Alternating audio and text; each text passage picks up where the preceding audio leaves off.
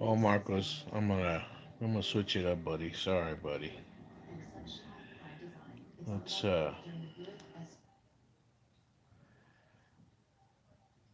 switch it up. Some news, business news. Good morning, everybody. Today is March 31st, 2026. It is 6:42 a.m. Pacific Standard Time. Um, it is 65 degrees. It is a little bit gray sky in San Diego, California. It's gonna be as high as 69 degrees today. We're gonna have 75-mile-per-hour winds, very large hail, tornado possible. What? Nah. What the hell?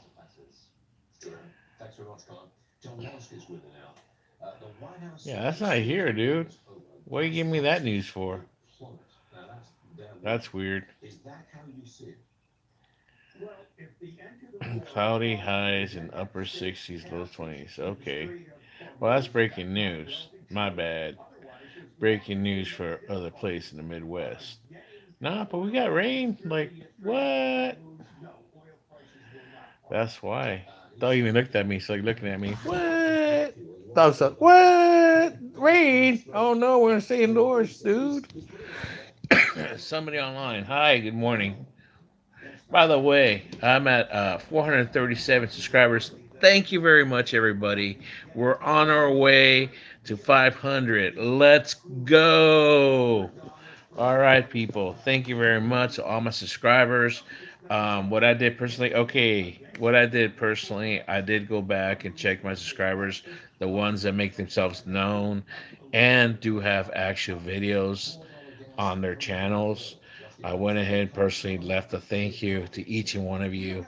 I hope you guys see it. I really mean it. Thank you very much from the bottom of my heart. I appreciate it. For all you people that come back and are loyal followers, thank you again that come back. Thank you again. I am sorry for not being here for the last couple of days. I am trying to make live streams on a more regular basis. That means I'm trying to make it on almost a daily basis and on regular times, but something happened this weekend and I had a personal business that I had to handle. We had a death in the family, so we had to take care of that and attend that, the funeral and all. 50 people online. Wow, that's the most. Say hi. Please don't forget to like and subscribe. It's free. Please, please, please. Get me to 500. Please. Thank you, everybody. I hope everybody's doing good today. Tell me where you're from, where you're coming from live. Anyways, I was watching a video of or he has a live stream, but it was already on record. And I was watching it, and it's an expat that lives in with his family in the Philippines.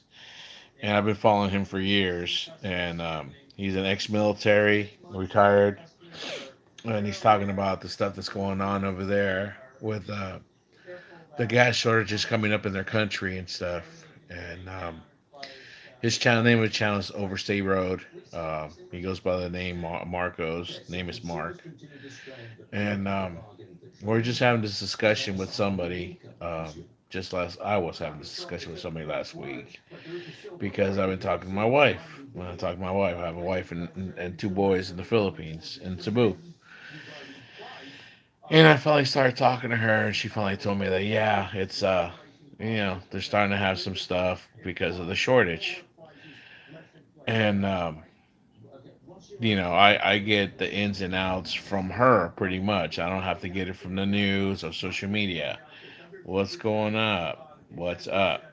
I'm sorry, I got the phone real close because this thing that holds my phone is busted, so I can't set it down. And I'm charging the phone. I don't bend the cord.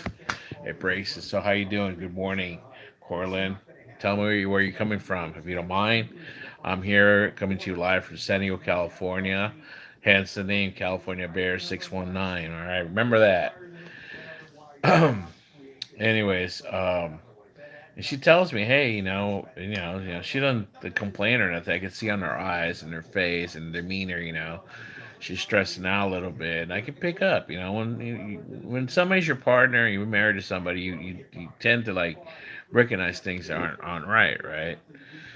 So getting back to this other person I talked to, yeah, I'm talking about you, buddy. He said, "Nah, dude, it's just scare tactics. It's just fear mongering. No, dude, it's not fear mongering. It's happening, bro. Okay, it's like I don't know what you know in the background or think you know or whatever, but it's happening, bro. All right, it's happening regardless where there is a shortage or not. It's affecting the regular people, and that's my wife and kids and her family. That's what's happening right now. Marcos is talking about what's happening. Maybe it's not affecting him as much as the regular people in the Philippines, but it is affecting people like my family and my wife. Hello, Logan. How you doing? 2.0. Logan 2.1. How you doing? Hello. Where are you coming from? Don't forget to like and subscribe, guys. There's 11 people on right now. Hit that like, please. Don't forget to subscribe. We're at 437, guys. Man, that's awesome. 437. Help me get me to 500, please. That's my goal by summer. 500, guys. That's halfway to 1,000. When I hit 1,000, monetize, and then the sky's the limit from there, guys. I really appreciate it. June 22nd. I'll be 3 years on YouTube, man. I never thought I'd get this far when I started this channel. Anyways, going back to the story, things are to the point now where they're saying 45, 40 days. I don't know. Now it says 51 days when I watch the news. I don't know. They're hitting a shortage in gas. I know that. All right. All I do know is how it's affecting my family, regardless of what it says on the news, what it says on social media, And what she's telling me is that they're closing the malls. And when I mean malls, it's not the big malls because she don't live near the big malls. They have like small little malls in the city she's in. She's like off from Cebu City. She's in a place called Mandaue City, and they have two little like malls, like with a grocery store and electronics store and telephone booth and whatnot. The bare necessities and stuff. But it's a mall, right, with two or three stories. One specific mall on one end, and then on the other end, but down the road from my boy's school, is called it's in Basak, and God, what I always forget the name. I always forget the name because we don't call it what it's called. Um, Anyways, she said that they're closing that one at certain hours. They shut it down to save energy. Now the other thing also, she said, "Oh, I'm sorry, I can't get a hold of you because they're shutting down the internet." She said, "Well, they're not shutting down so much the internet; they're shutting down power. So they need electricity to run the internet, obviously, because they run off the Wi-Fi. So those are simple things, right? Well, Marcos on this state road, he's talking about the other things, how the trickle effect from the gas goes down, right? Now also they're talking about gas, like LPG, like they use instead of using butane, they use butane gas, excuse me, to cook and stuff. Okay, they use that. They have these little stoves, and then they cook their food on these. If they're not using wood, yeah, they still use wood. Some people.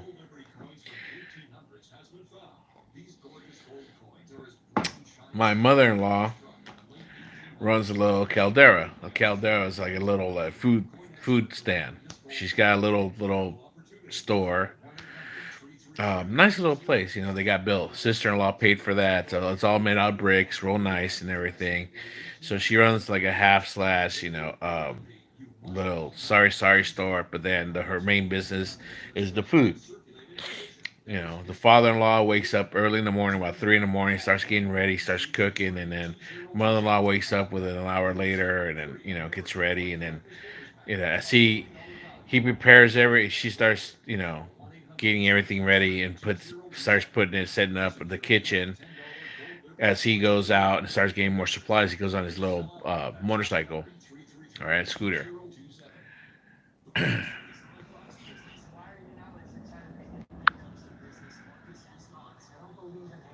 the hell is that? Too many meetings. Anyways, so they have these canister gas that hook up on these stoves, and they have one, two, three.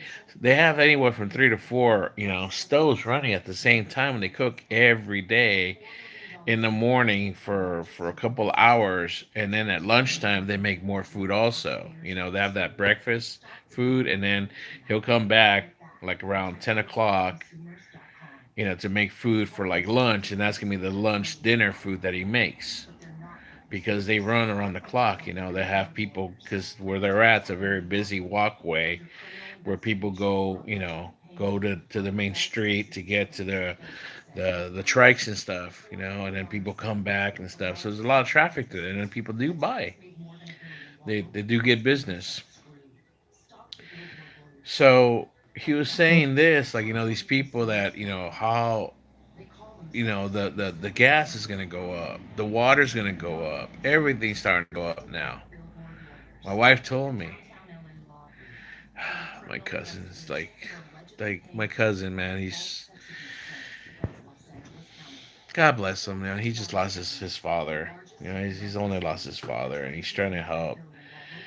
He's trying to tell me how bad it's in the Philippines. Also, she just showed me something on Facebook, and I told him, "I know, cousin, I know."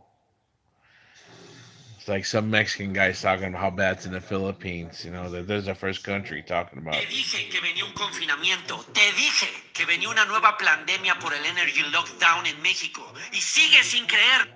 So it's another. He's not a conspiracy theorist, but he's like in the fear mongering type. Like everything that happens. There's some new. They're getting the last of that thing that was going around a couple of months ago around Asia. That flu thing is going around. They're preparing it, but we'll get to that subject in a minute. So, we're talking about this thing where he said, these people that sell food, they can't really raise their prices because they're feeding the regular people.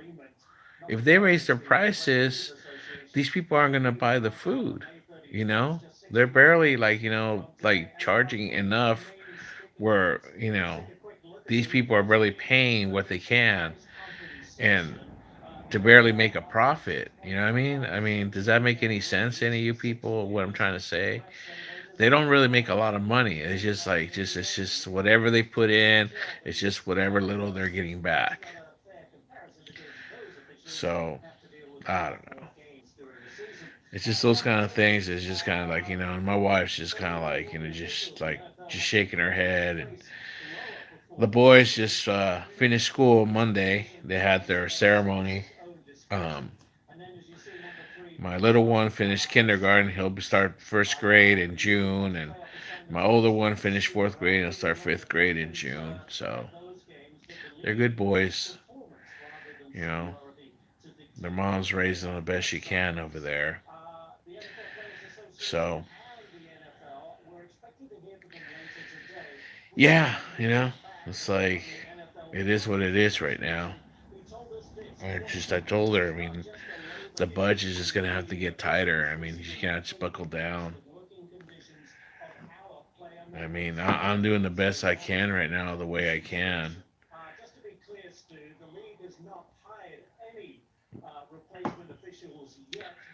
That's where actually, a lot of the guilt, a lot of guilt, man. A lot of guilt was already happening already since I got back, and now, you know,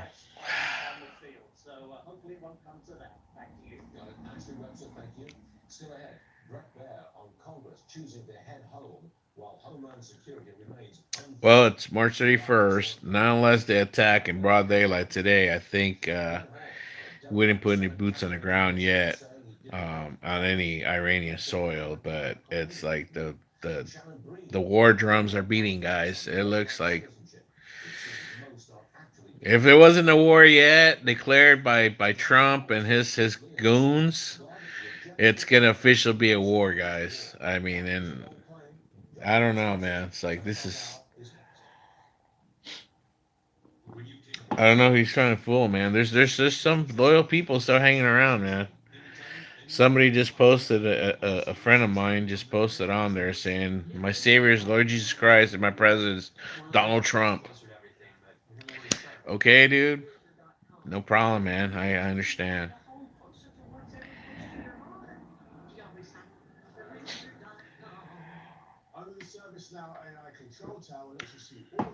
He's losing people left and right, though, man. That's for sure. Anyways, talking about what that guy's, you know, um, I don't know where you're at. I'm in San Diego, California. 5 people on, no likes yet. Please, somebody give me a like so this gets out. As of late March 2026, the average price for regular gas in San Diego, California is roughly $5.94 a gallon. Because I was watching people do comments where they're like, "Oh, my gas is like two something, it went up to three something, $1.50. Oh my god!" I said, "Dude, you're lucky, man. Gas has been over $5 here." Following a sharp increase driven by supply disruptions, prices in the area are among highest in the state nation. In some areas, seeing in fluctuations near over $6 per gallon. I know I've seen some places in LA that have been like $7, $8. Seriously, the average cost frequently hovers around $5.90 to $6 for regular, with premium frequently exceeding $6.30. I've seen it. I don't drive anymore, so I don't see it as a regular basis. So it's only when I'm getting a ride or I go by a gas station. Location variability: prices can vary by area. As of March 2026, stations in National City, El Cajon showed prices around 509, while city average trends higher. Excuse me. So El Cajon is just east of me here, down the freeway from here, and National City is south of me from here. I've done live streams and actually videos. That's usually where I have a lot of my doctor's appointments down there. Context: the rates are roughly 125 higher than the month prior and are heavily impacted by regular. Excuse me, impacted. I'm tired. I woke up at 2 in the morning again. Impacted by reduced global oil supplies. Oh no shit. Resources: drivers are often use gas similar apps mentioned by Gas Buddy. Anybody use Gas Buddy? I've never used Gas Buddy. I used to. There was another app or similar apps mentioned on social media posts like those referenced in.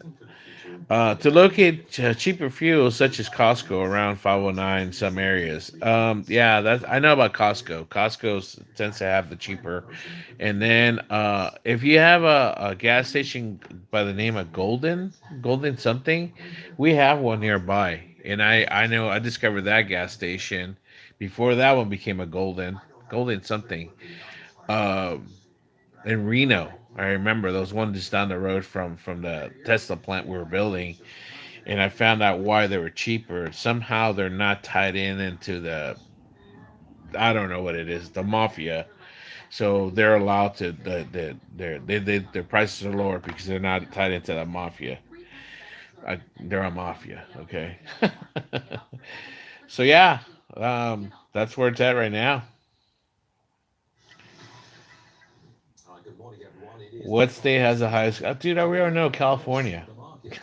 California consistently has the highest gas price in the United States. The average price frequently exceeding $5 per gallon, often $1 to $2 higher than the national average. No shit, really? Why Costco gas is so cheap? Oh, I'm sorry, people. Oh, let's see. Anybody else on here saying hello? Nope. Okay, the company uses a high volume of low margin incentive to drive membership sales and in-store foot traffic rather than focusing on fuel profit. That's true.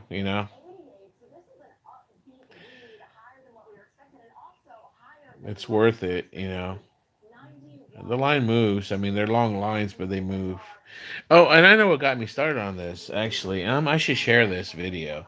It popped up on my feed on YouTube. I don't know how so many people are, but back in the 70s, 1979, in fact, we had a crisis where they had gas shortages and the lines were for hours. I mean, people were actually pushing their cars to the line because they go to one gas station, they would run out of gas. No, seriously, I'm not lying. Look it up. And they would have to go to another gas station, and they would run out of gas. And they would have to go, dude. They would go to the average 2 to 3 gas stations before they could get gas. And this is 1979.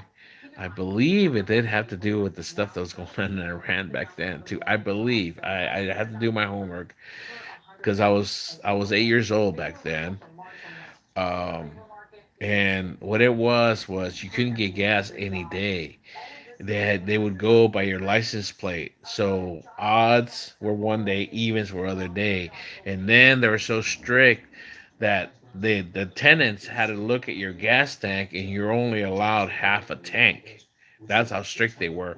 Now some they were even talking to the tenants or the gas managers at the gas stations, and they're, oh, we're not holding that strict, and oh no, there are, we are, we're not taking the risk, because they would shut them down.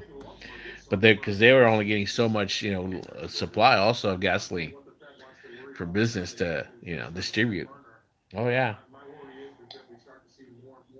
And someone made a comment, so man, so the algorithm has a like a sick sense of humor. I started laughing. It's true, they know, so they put it out there. That came out because I guess people are just watching that again. And I was remembering that. I was just talking that with my mom just like the other day. I said, "Hey, mom, do you remember this?" Oh, kind of. Yeah, mom, I remember we couldn't get gas every day, and I was like something like, you only get it because we talked about it at school. I was like, oh yeah, you can't get gas every day. It depends what license plate number you have. That reminds me of the lockdown also when I was in the Philippines. uh, what day you were allowed to drive out. Like you're allowed to only drive. If the odds were allowed, Monday, Wednesday, Friday, and Sunday, and vice versa. So yeah, nobody on, nothing interesting. So what's the next topic I was going to talk about? Yeah, my uncle passed away, man. It's like he was tired. 83, diabetic, had complications. I don't want to get too deep into it, but I guess he was suffering. He was in a lot of pain, and yeah, as my cousin told me, and my mom too. He was shutting down, and I guess his body just gave out. I mean, God, it's like it's such a difference between every country that I notice also their cultures and everything, in between here in the U.S. and Mexico, how different it is when somebody passes, from everything from the process between when they you get the body in the process to you do the burial and everything, the wake and everything. And I made a comment to one of my cousins. Oh yeah, he said, yeah, my wife's relative, passed away over there, and we went over there thinking that, no, dude, like, oh yeah, man, they'll keep the body for like sometimes for weeks and stuff, man. It's like I said, yeah, it has to do with the depending the state you're at, and investigations, and yeah, and all kinds of things, and then they'll turn over the body, and then a lot of times, it's like that's one thing I noticed. They'll like do a private thing, like and then they'll do what they call a celebration of life. We'll do a celebration of life, and with no body. And I'm not used to that because the very first experience I had as a little kid,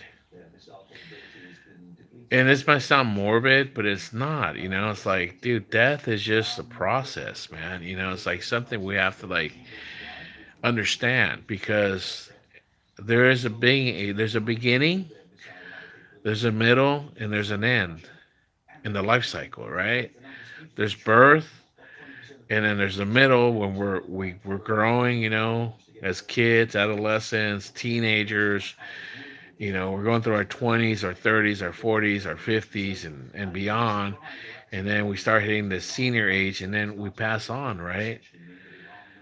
But what I'm trying to say is, cultures and stuff and everything. And Philippines does this too, the same as I experienced in Mexico, where a lot of times, they don't have money, or just to tradition or culture, they don't do it where they have a mortuary. Well, which wasn't the case. My uncle was at a mortuary overnight, you know, and I'll get to that in a second. But they'll have the body like at the house, like in the living room. I remember that. This was a neighbor, a friend of the family. I remember, and I don't remember exactly who the person was, but I remember the face, and it spooked me, dude, because I knew the person, as a little kid, and I was young. I was young. I was like around 4 years old before I was five, and that's the biggest memories I have when I was four. And it's just like death, being around dead people at that time, just like really just was too much for me to absorb at that moment. Like and it's just like the other part was all the mourning, all the crying, like especially the people that get like really like wow, make a big scene, and it's just everybody mourns differently, right?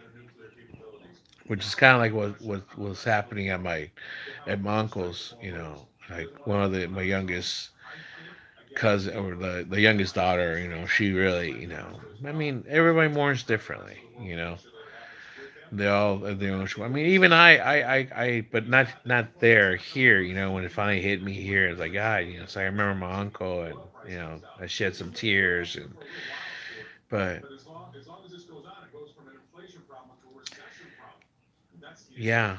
So getting back to what I was talking to my cousin, like, oh yeah, it's like, yeah, it's like I said, oh, it's like, oh no, I was talking to my nieces and nephews. Oh no, yeah, I slept right there, on the couch because they'll sleep there.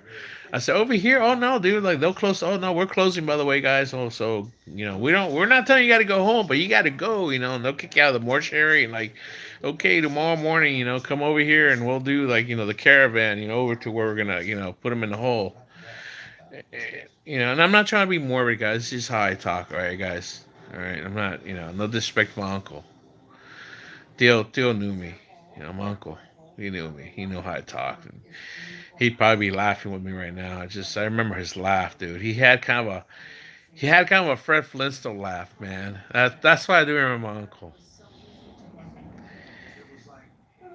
He had a hey hey hey hey hey that Fred Flintstone kind of laugh. Yeah.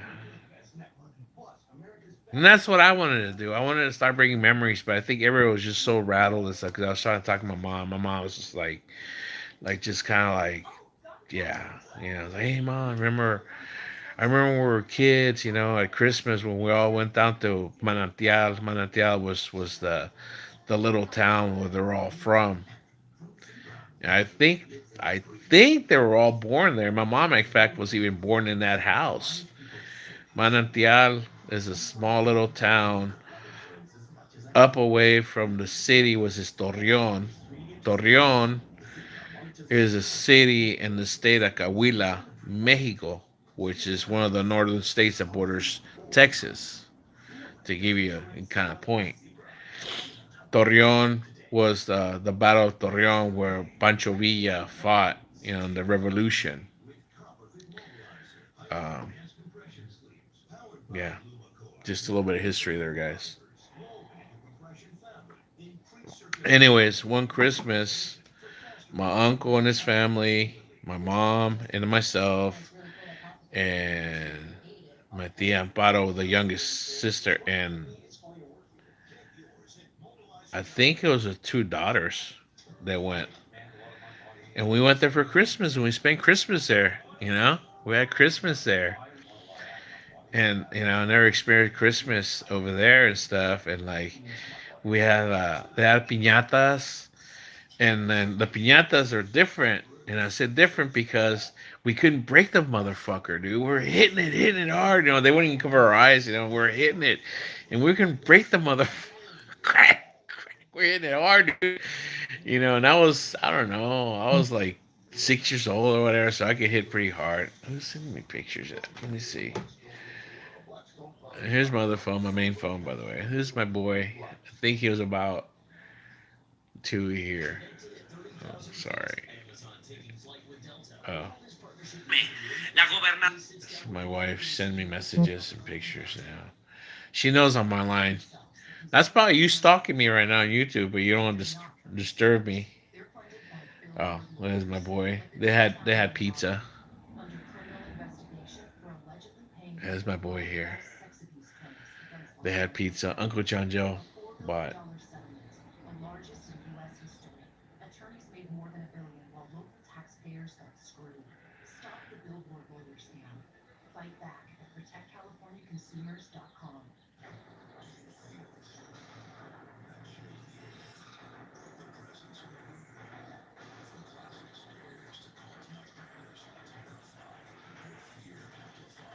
Unless you're stalking me.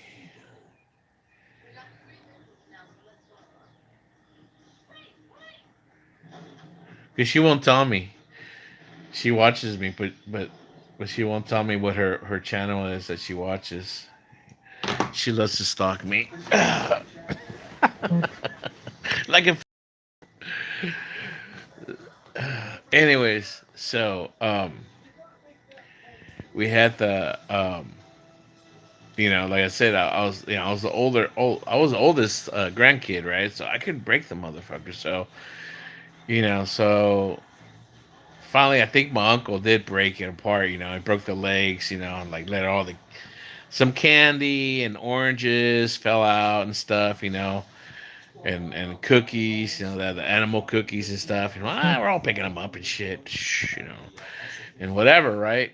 Well, what happened is these piñatas, the piñatas, not piñatas, piñatas, they would actually put clay pots in them. Yeah, dude, clay pots in them, so they wouldn't break. So that's like not like traditional piñatas here, where like they're just made out of paper and the design like they break like in like 2 or 3 good hits. I'm like, hey, that's what they need to do. So, anyways, so later on, um, they had my uncle got sparklers, or my grandfather got sparklers, right? And it's almost Christmas. We're up late. We're all playing around with the sparklers. And inside the house, right? And and I don't know if they're playing music or not because I'll get to that in a minute. So, so somehow I got the piñata leg because that's a badge of honor. If you get a part of the piñata, if you get like the leg or the arm of the piñata, oh fuck, you're the shit, man.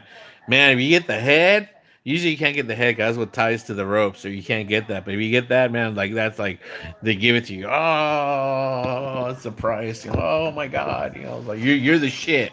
But if you got an arm and a leg, man, that's like the yeah, dude, you're the shit. So I had a leg. Oh, I got a leg. So I had the leg in one hand, I got the spark in the other hand. So I didn't do this on purpose, believe me or not. I did not have it on purpose, but somehow this paper thing got caught on fire. Seriously. So I'm looking at the sparkler, I'm looking at the piñata, and it's on fire in my hand. So I'm like, just looking at both, right? And I'm like, I don't know what to do, dude. So my uncle grabs my arm and shakes my arm. So he's trying to get me to let go of the thing on fire. Like so I finally, and I think he squeezed my arm, at the wrist, and I let go, and it fell down. It was like big old foot, with his roach stompers. Roach stompers, what do we call these, like shoes back then in the style? Because this is in the '70s, right? Those pointy shoes. And I won't be racist because somebody used to call them Puerto Rican roach stompers. No, no, no, no. Those were Mexican roach stompers. No, this guy. This guy used to work with this old man, Cromer. His last name was Cromer. He, God bless him, he passed away. He used to call Puerto Rican fence climbers. We used to call them Mexican roach stoppers over here because they're pointy. So you can, like, you kill the roach in the corners with it. Like, oh, because they're pointy. Oh shit, man. Didn't think I'd see you again. What's up, Factory Reset, man? What you doing, man? Thank you for coming back, man. Don't forget to like you to subscribe. Thank you for coming back, man. Yeah, yeah, man. I'm sorry, man. I was gone because my uncle passed away, so I was gone this whole weekend. But I'm gonna try doing live streams more often. I'm gonna try doing live streams anywhere around this time zone. All right, this time, and then I'll try to do them in the evening also. All right. I haven't set up yet, but this is what my schedule is gonna be. Okay, I'm gonna try making them. If not every day, I'm gonna definitely try making them 6 to 6:30 in the morning, and then 6 to 6:30 in the evening. All right, till I get my shit straight. Then for sure. All right, but thanks for coming back. I really appreciate it. But yeah, man, it's like, God, that was fucking funny shit,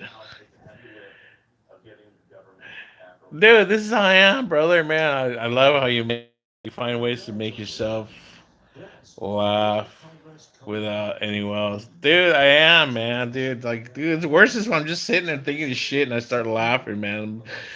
People think I'm crazy, which I am, but I mean, it's all in good, man. It's all, you gotta laugh. I'm from San Diego, California, brother, born and raised. Where are you from, by the way? If you don't mind me asking.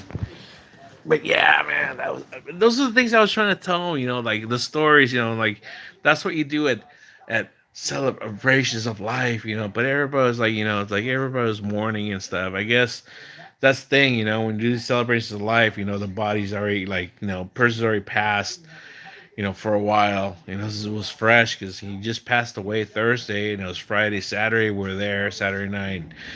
We buried him on Sunday. Oh, cool, man. Jersey, huh? Right on, man. I've known people from Jersey, and you know what, man? People from Jersey are cool. Still, seriously, dude, they're cool. People from New York are okay, and I say okay because they have an attitude, man. Like, and that's how they are. That's just the New York attitude. But me being from California, especially San Diego, we're really laid back. And that New York, if you're not used to it, it's overbearing. But people from New Jersey are just so cool, man. I've worked with people from New Jersey. I've met people from New Jersey, and they're just like, they're cool, man. They're funny too. I like it too. Nah, don't. I'm not going to New Jersey. If I go anywhere, it won't be New Jersey. Not that there's anything against it. I wouldn't mind visiting though, but it's not the same anymore, bro. From what I've heard, I have a friend that actually lives. He went back. He was here in San Diego for a while. Why he was over here, I don't know. But he was over here. He got in our union. He was an apprentice, and then he transferred back to Jersey, and he's actually a journeyman now. Actually, I'm glad you told me. I got to give him a call. He called me when I was in the Philippines. I think he was trolling me now because now he hasn't done anything. So maybe he was trolling me. But he had that Jersey accent, man.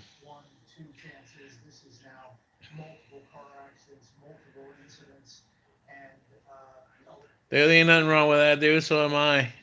What's up, man? Yeah, that's okay, man. That's cool, man. There's nothing wrong. I'm 55. I hope you know that. I'm 55. I act like I'm 5, and sometimes I feel like I'm 15, and a lot of times I feel like I'm 65 to 75. My body tells me, but it's all good, man.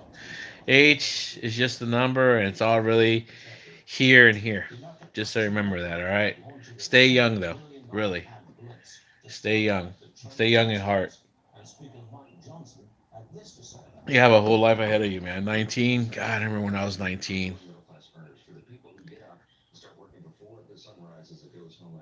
55, you act like a teenager. Ain't that bad thing? Nah, you know what, man? I do. All my life, I had people telling me, you need to act more mature." Do what? I act mature, man. I when I'm at work, I have to act mature and professional. When I'm on the street, I act cordial and polite. I have manners, but I like to have fun, man. I like to be a clown. That's really what got my wife. Like she just didn't expect me to be like sarcasm and jokes and everything. That's how I got her to laugh and broke the ice with her. All right, bro. Man, thank you for stopping by. Thank you again. Don't forget to come back again. All right.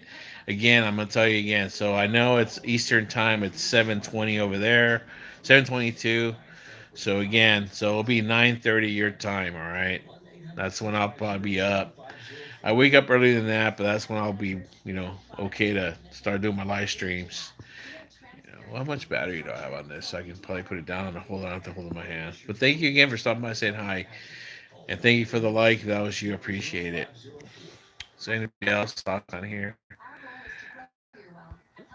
Oh yeah. So yeah, that was that part of the pinata. What else was I talking? Yeah, I was trying. I was trying to liven up the mood, but my mom was just like not. It's like what? I'm just gonna just shut up and just sit here and stuff.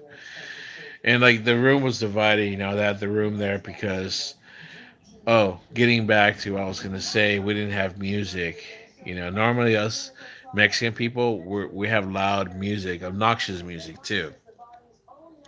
But not on my mom's side of the family because um, my mom's side of the family through my grandmother, rest her soul, abuelita. We're not talking shit.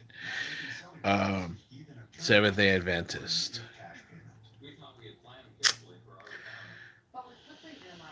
We'll leave it at that. Just very strict rules, man. They just if they played music, it was allowed. What kind of music depended also. Let me get rid of this thing, man. Remove. I don't know why I got this damn poll. I just clicked on it. Now I can't get rid of it. It's bothering me. I'll try to be here again. Okay, well, thank you. Yeah, that's okay, man. I'm glad you stopped by. Just whenever you see me on it, just stop by and say hi. Anytime. If you see my live streams, just say hi to too. I'll read the comments too, by the way. I appreciate it. If you see it, just give it a like so it gets out. I appreciate it. It's free.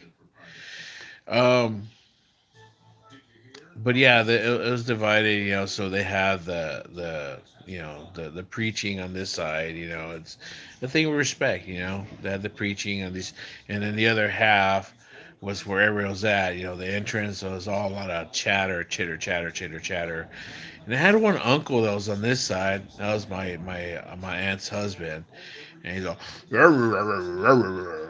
and he's one of those guys. Just likes. I swear to God, man. He's just like he swears that he just likes to hear himself talk, and he seems like just know everything about any subject. He'll know everything, and I love him to death. I really do. And I made a comment to my uncle. I said, dude, when he goes, man, he's gonna be the guy that's gonna be talking in the coffin, dude. He's like, as we're burying him, and my cousin's like laughing. I was like, "Shut up, man! Don't laugh, man. I'm just telling you, man." Yeah, it's just like, hey, you just, like I said, my uncle, if he was around, dude, he'd be laughing too. He had that laugh, man. He had that Fred Flintstone laugh, and that's what I wanted to do. I wanted like liven it up and like, hey, my uncle, did this and this and this, and you know, he was a good man. He wasn't a perfect man, but he was a good man. He had an older son that lives in the same town, or he did live there. I don't know if he lives in the same town, but I know he lives, in that area and stuff. I gotta send him a message. And we're all grown. He was older when I was a little kid, and I was too young to understand that. I'm like, well, mom, wait. What does he have a different mom? And mom's, oh, shut up, don't ask things. She like snap at me. Fuck, I'm just asking questions. It's like that's where I learned, that people don't like you questioning things. I learned that through my mom at first. I learned through my mom. I learned at her church. Yeah, they don't like you asking things. You just gotta shut up and just take it as what it is.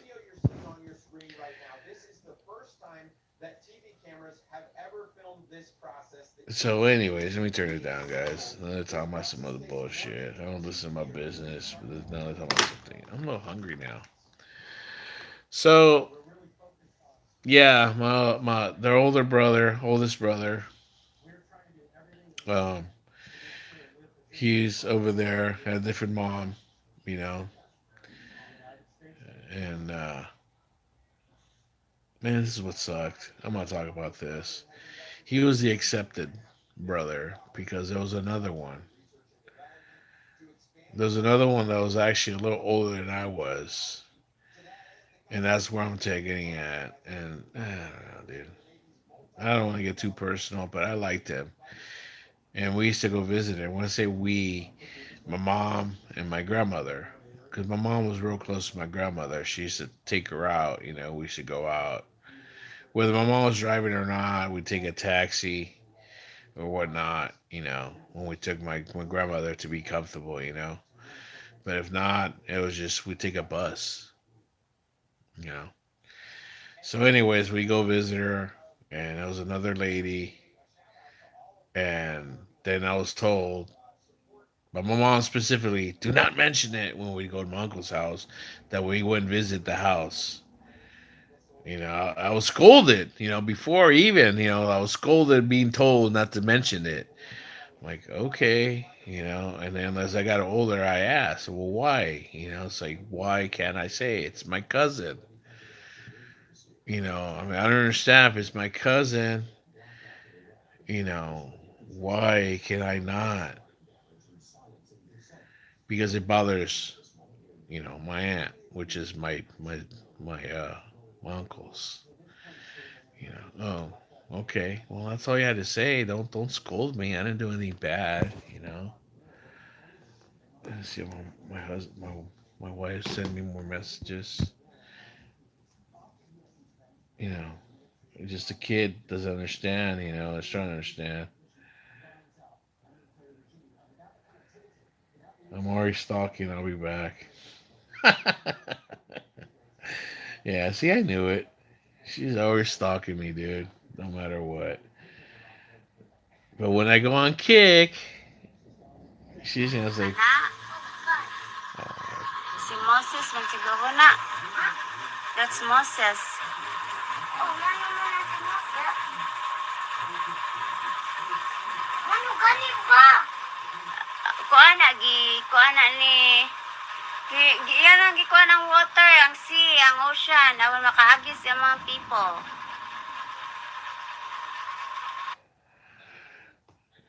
I think that might be the little Bible book my mom sent or we sent. I'm not sure. Or the new one I sent that we got him when he was a baby. He likes books. He respects books too. He won't draw on those. He only claim books. So his mom's translating what's on there and stuff. But anyways, she stalks me on all social media, which means just Facebook and Instagram and this. But she don't follow me on Instagram that I know of, and then I have nothing to hide. She doesn't like it really. It doesn't serve her purpose. Instagram, which did notice that most Filipinos don't really go on Instagram. One, unless and I don't go on Instagram for that. Instagram is just bullshit for me, and I do on that when I just trade shit, jokes and memes and whatever with my buddies. Most of the guys to keep tabs, that I used to work with, and then Right now, it's just basically just shit's going on in the Middle East, and just I mean in general, just the stock market and stuff. You know, it either stock market or crypto. Just those two things. Just keep that um, and X. I'm really on X a lot, really. You know, for information. Um, but Kick, you know, I think I'm transfer over to Kick because less restrictions as far as I can stream with music or whatnot, you know. But anyways, I'm getting hungry, man. She won't do on that. It's such a pain in the ass to open an account, and she won't like it. She won't like, you know. It's like it's all just a bunch of streamers, and it's our IRL's what I really like, you know, like where I find entertainment with. Anyways, you know, I don't, you know, it's like that's why I don't follow Twitch. I don't like Twitch. I like Gig with IRL guys, you know, and then uh, so I keep talking about it. I just gotta do it one day. So the other thing is the copyright strikes that I might get on YouTube. So that's the other thing also why I might do that, where I might start going towards Kick a little bit more. So I might give it a try. I value my channel on YouTube, so I keep it because I've been doing it on on Instagram, and they hit me twice already now, and it was by accident. Also, it's just stuff that I shared from Insta. Excuse me.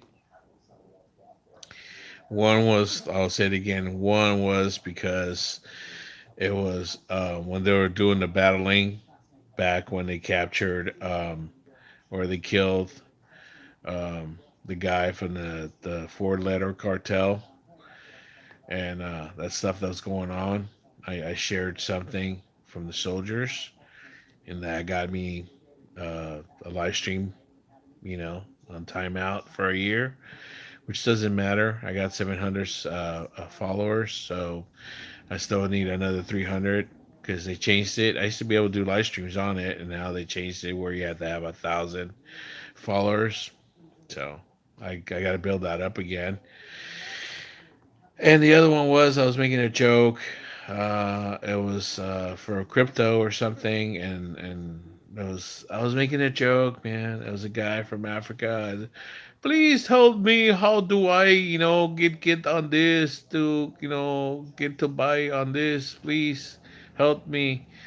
And I was joking, man, and I just couldn't help it. I say, hey, man, it's like, hey, just don't worry, man. Just I'll send you my email, and you can send your money to me, and then I promise you, I'm not a prince, and you know, if you guys remember the '90s when you used to get emails from these people from some country that they were prince, and they promise you that if you send them money, when once they get to freedom, they gather their riches, they're going to send the money back to you. So yeah, dude, and that went against standards, you know, that I was asking for money. That on that note, by the way, if you go to my channel and if you would like to donate any money, I have a link there to my PayPal. I'll just throw that on there. All right. So I'm gonna take my kitchen and see what I can get because my blood sugar is getting low. I can feel it already. I'm getting a little ditzy, and I'm hungry actually. Oh gosh. So I gotta get something in my system now to raise my blood sugar, and my belly is grumbling right now, guys. Oh man, my phone holder. I need to get my phone holder. My broken phone holder. Hey Goose, you want me to go take a pee break outside? No? No? What are you doing? You rubbing your face? And my pillow? Huh, buddy? Hey, say hi to YouTube. Huh? He's camera shy. That's my Chihuahua. I got him in 2015. Still going strong, dude. He's my partner. Ride and die guy. I don't know if I'm gonna get any more animals, man. I'm done, dude. That's one thing I do more, and when I lose them, I lost. couple of years ago. Man, I had it for 15 years. And, that one hurt. The only thing that helps, I had my stroke, so I couldn't emotionally, deal with that shit yet either. I miss that cat every day still. All right, what are we gonna eat? All right, we're gonna eat some of this.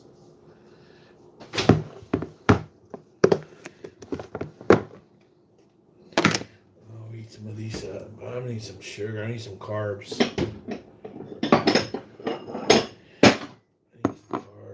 Man, I'm shaky already, man. I can feel it. Especially when my stomach's empty. We got potatoes in here. I'm gonna heat it up in the microwave. Try to get as many potatoes as I can in there. I think there's some rice over there still left over. I don't want to cheat and get like rice or cookies or anything, so I'll try to raise it with this.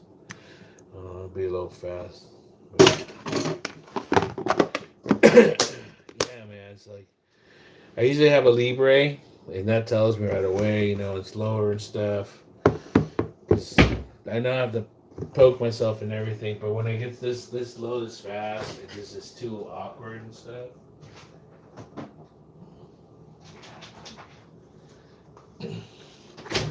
I start just fumbling around. Yeah. Trust me, I've gone through that already.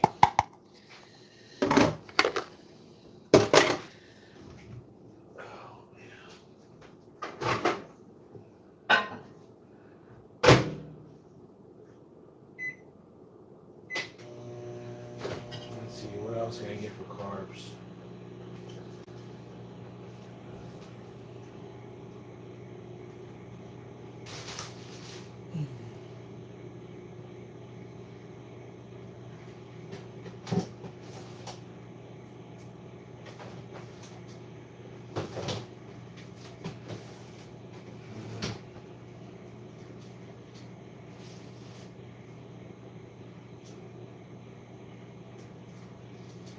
I could throw a rib in there and a little barbecue sauce and everything.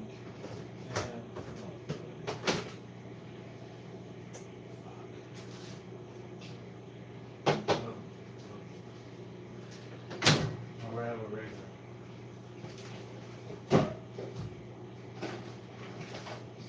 Alright, well, I'll say, come on. I'll have a regular 7-Up. I only like the flavor of regular 7-Up. I would prefer a diet 7-Up because I'm addicted to the sweetener.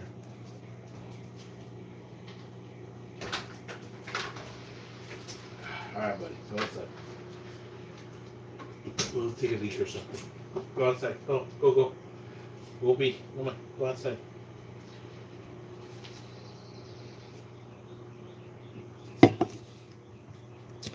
So if you're wondering what it feels like, it just starts being like, you start feeling lightheaded and stuff. You start getting the shakes. So I don't tell people, it feels like when because they no. It feels nothing like when you're drunk or anything like that. That's what TV shows and movies portrayed as. No, you don't.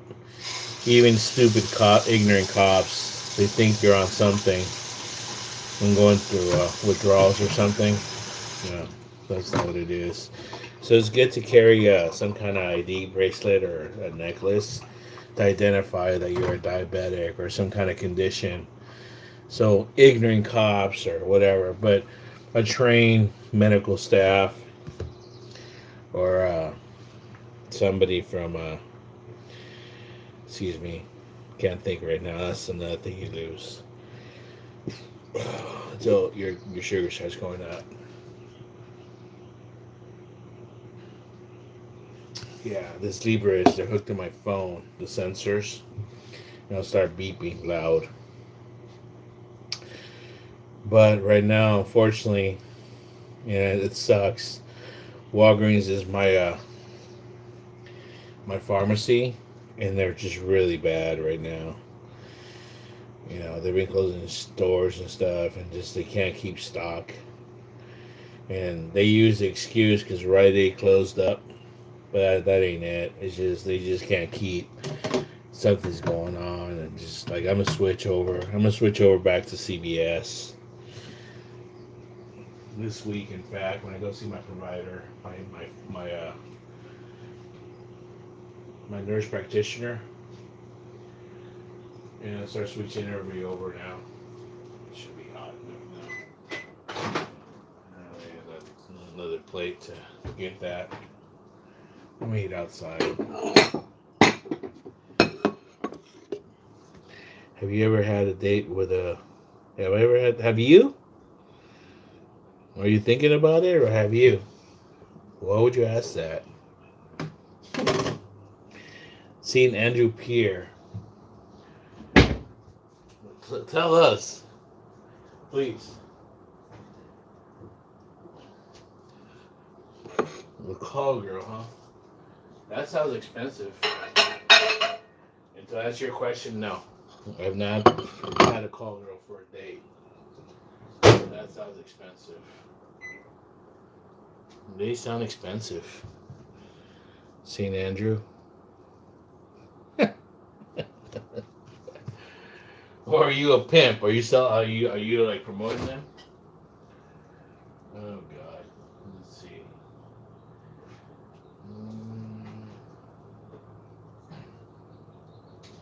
Gonna be good. I'm not gonna put anything on there. Philly cheese. Yeah. Just eat like that. Hopefully the soda kicks in soon. I'm out of orange juice. That's usually what I go. Orange juice or apple juice or something to get my sugar up. Let's see. Let me get a tray so outside.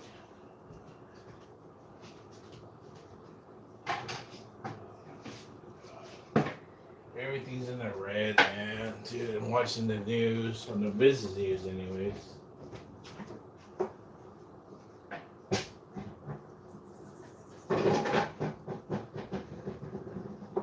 I'll be with you guys in a minute. Let me get my tablet.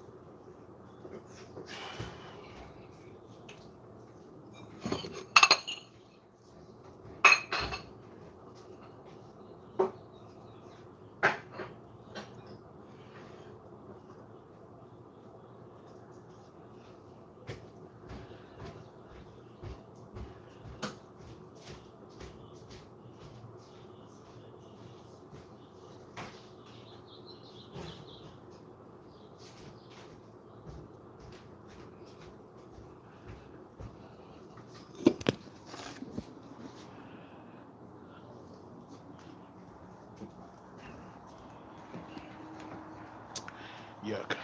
I do hate 7-Up. I realize that. Diet 7-Up's another thing. I know that. And I realize that. It's the sweet. It's not me. It's this damn holder. I won't hold the phone anymore. So it slides around. It hits the buttons on the phone too. There we go. And it won't like grip the phone anymore.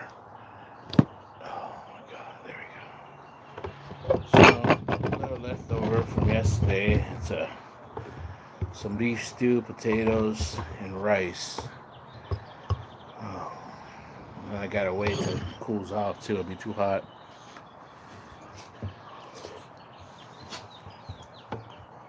It's good.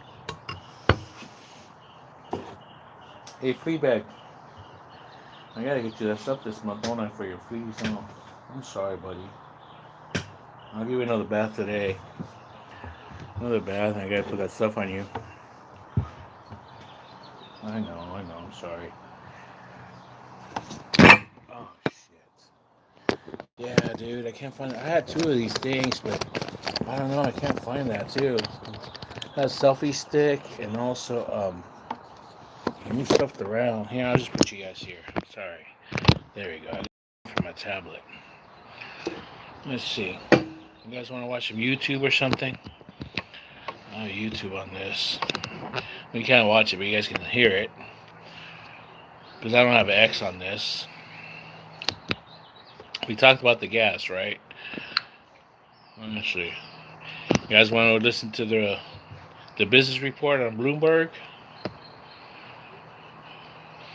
NBC News. Police released 10 grandmother for after AI recognition led her.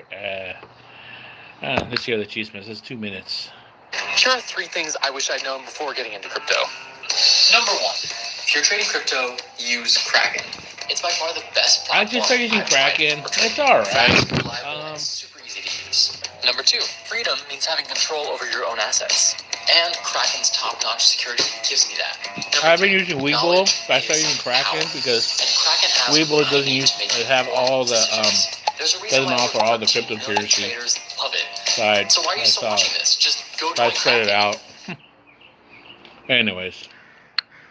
Tonight, a Tennessee grandmother demanding justice after Sorry, guys.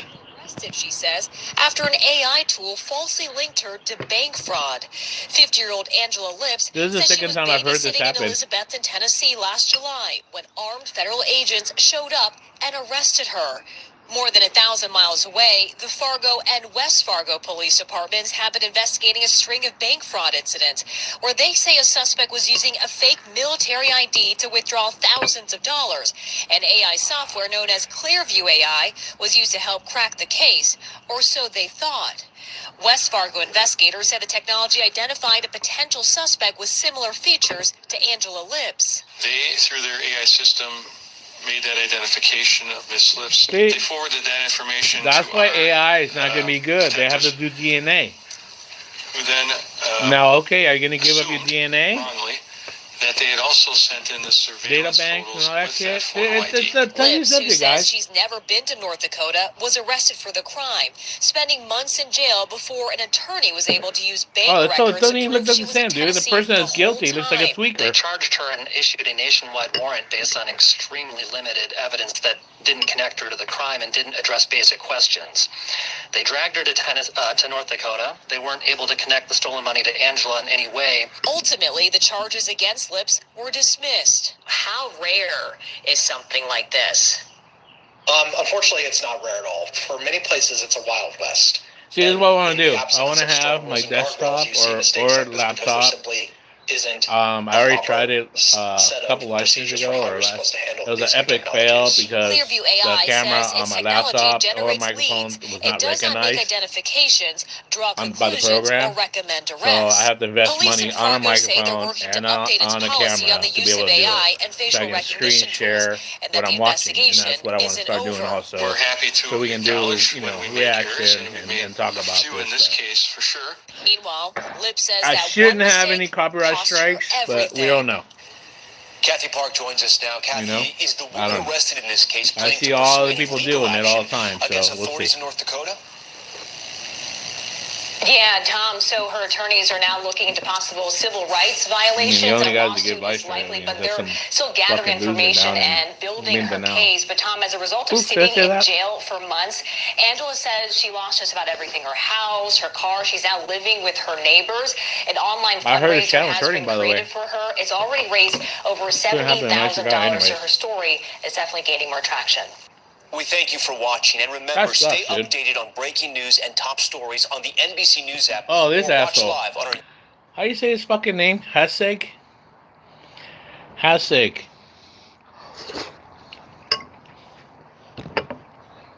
What's his title anyways? In 2008, I felt like I failed my wife when she lost nearly 40% of her No, return. skip. I don't care about that, dude. Was there much news in this news conference? No, I mean, the chairman repeated a couple of stats that, frankly, U.S. Central Command put out yesterday. The number of more than 11,000 targets the Cake U.S. has says struck. They've says hit more than US made 150 2009. Iranian naval ships. They're Check continuing this out, to go guys. after ballistic missile and drone capabilities, It the comes conventional out. sort of forces of the Iranian military. We did hear a couple of things in the I opening go on my statement social from media. the Secretary of Defense saying that the U.S. took about 200 dynamic strikes last night. That means that those are not pre-planned strikes. They kind of go out, they're flying over. Maybe they've been on a bombing run for something, and another target pops up. They get approval and they strike. I will say the U.S. has been taking hundreds of strikes every single day, so we have no scale or scope to know if the dynamic strikes, if that is an increase, a decrease, or what from the beginning of the war. One other thing that the Secretary said is that the last 24 hours have seen the lowest number of Iranian missile fires. I did a quick search of that. I'm not sure what 24 hours he's referring to. I put it on, I saw it on X. I shared it. 4 hours ago. Or actually, it's a couple hours ago. Now it was this morning when I saw it. Secretary of War Pete Hegseth's broker attempted a large defense stock investment weeks before the U.S. attacked Iran's. FT reports. What a coincidence, huh? Ay, ay, ay. Talk about insider trading, bro.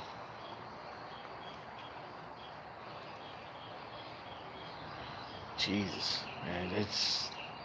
They just don't even hide it anymore, man. It's just like, they just don't even hide it anymore.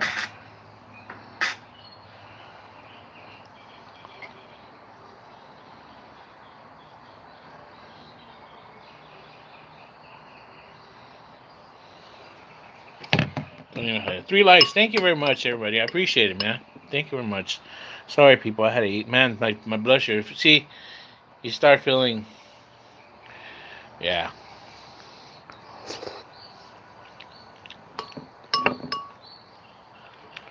Being a diabetic for 26 years, so I pretty much know when your blood sugar is too low.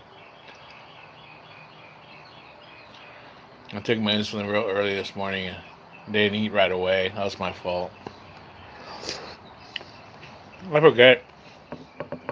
Sometimes when I'm not hungry, when it's like this time of day, I take the insulin, I'll eat within 15-20 minutes. But when it's dark, when I wake up, I'll take my insulin, I forget, and I get busy, do whatnot, and then, yeah. But anyways.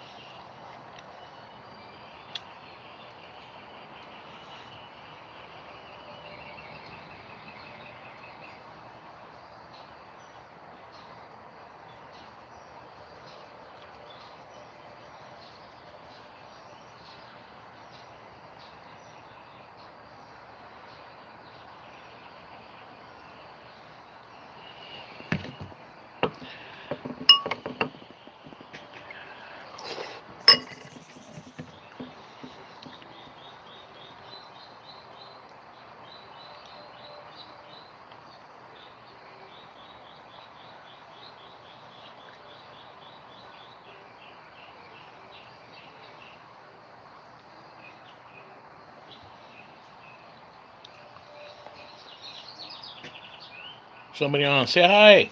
Anybody? Where you from? Sorry, guys. I'm eating right now. My blood sugar is low, so I gotta take a regular 7-Up, me some food.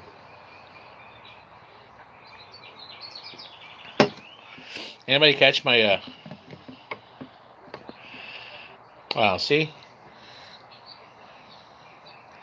See, this guy's cool, dude. He just doesn't, and that's why I respect him too, because he doesn't agree with my takes on things, and we have discussions, dude.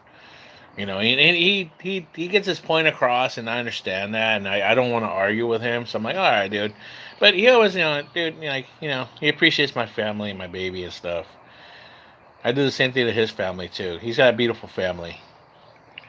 I went to high school with that guy. I always liked that guy too, dude. I never, but unfortunately, I'll say his friends because they're not my friends. Obviously, they all unfriended me. They blocked me. As his friend says, which was my really good friend, actually. If you don't like it, unfriend me, block me. I never did, dude. And the guy used to always jump on my conversations with my friends, and he wouldn't attack me, he would attack my friends, and like, hey, dude. And then we start like, not going after him, but telling, hey, dude. And then we would, because when you talk to somebody on Facebook and you answer them, it tags them. I mean, right away.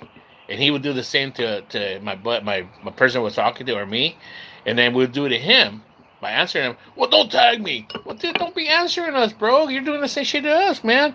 So then this guy, I call him Cool Cat. He is a cool cat. He would come on and defend him and stuff, and he's more well versed and intellectual and smart. He knows, dude. He knows what's up, and I understand that, dude.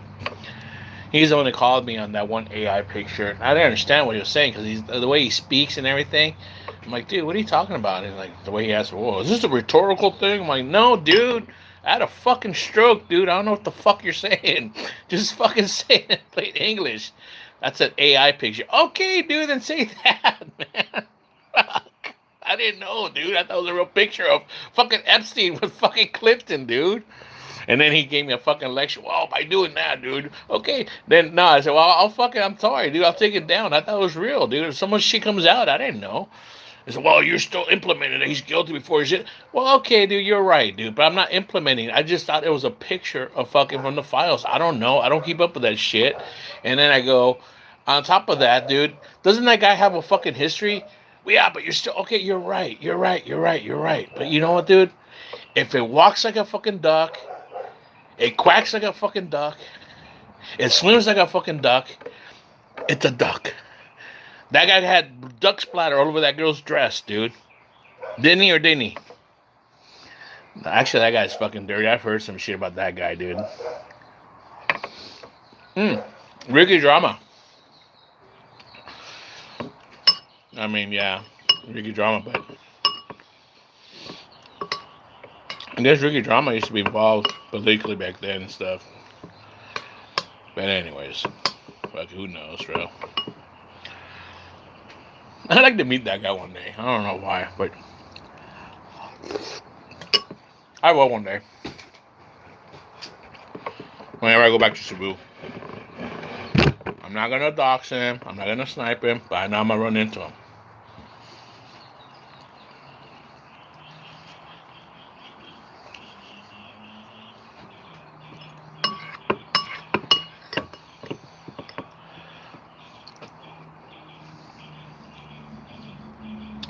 I'll even buy a couple beers too. That's how I'll lure him. I'll tie a beer to a fucking string. Nah, I'll buy him some beers. I'll buy him lunch or something. It's just fucking. I want to talk to him, dude. He's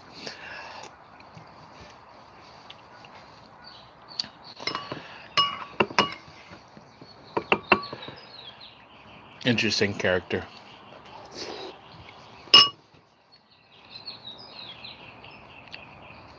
Huh.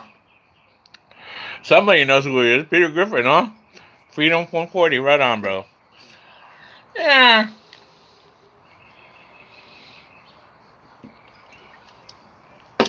Yeah. Or me, Peter Griffin. I don't know. Could be me too. Oh, yeah. That's what I was just saying, because everybody calls him Fred Flintstone. Oh, yeah. Is that Freedom 140? Hey, did you see his his brand new video that he talked about that guy in New Spaghetti? I was wondering when he was going to come after that guy.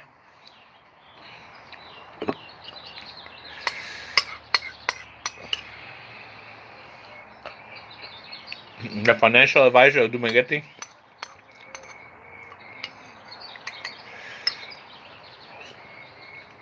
When somebody said, comment, is that the guy that left and then his girlfriend got a bunch of tattoos and he had to pay for all those tattoos to get removed? Well, yeah, that's the same guy that was dating that 19-year-old. And then they had it out. And then she accused him of keeping all the money for trading because he taught her how to be a trader. You know? And it was like over $5,000, and then she was making a big stink about it. And then he made a video. Oh, here's the money. Oh. I'm like, dude, don't do that, dude. Just give her the money. Just shut the fuck up, dude. And move. Move like fucking 4 islands away.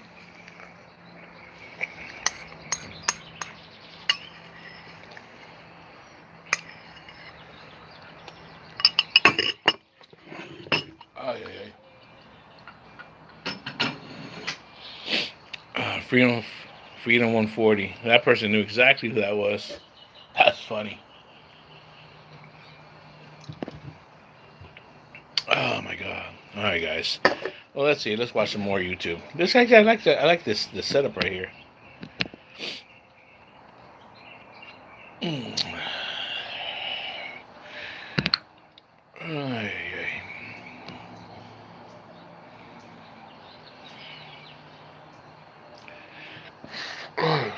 Excuse me. Retro Secrets. The real reason Dr. Zayas destroyed every human he found. Dude, I was obsessed with fucking Planet of the Apes, man, when I was little.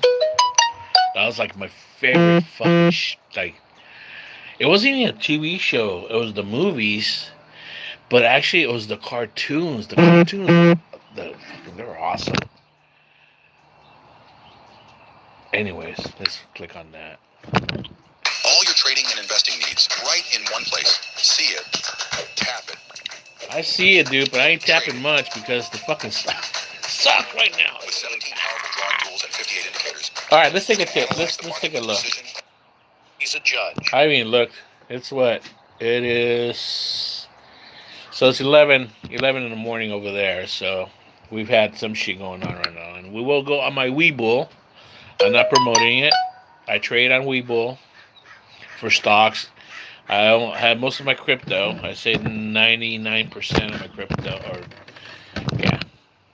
I only use one other one for another one. Okay, well, like that meme said, XRP is the same spot it was in 2022. 131 and falling. I could buy more. No.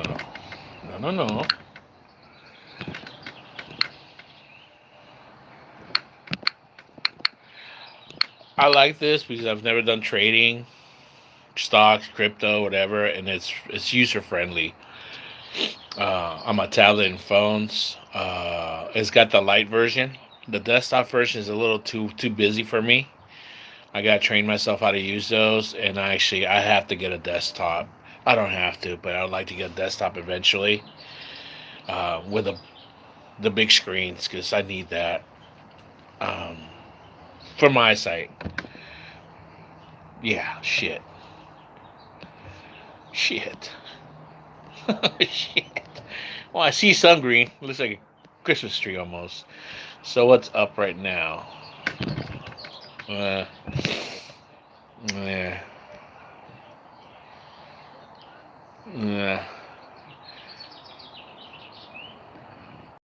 Bitcoin sets the standard, and it's at 66. Even went down again.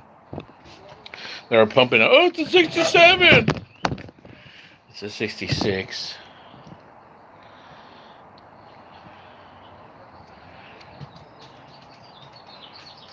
Doge is staying at, as my friend calls it, Doji.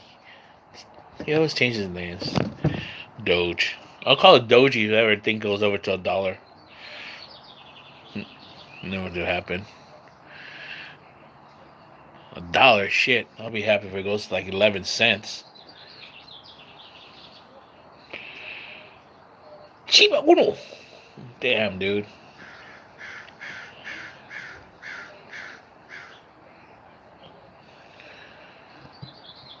Solange is staying at 80, dude. It went down. That was at 90. H bar's gone down. XRP went up to 132 this morning. Back down to 131. I was down actually 130 last night.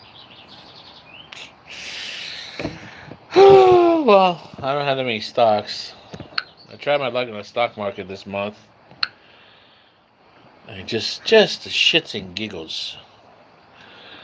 And the one stock that I invest the least is doing the best. It's been going up constantly.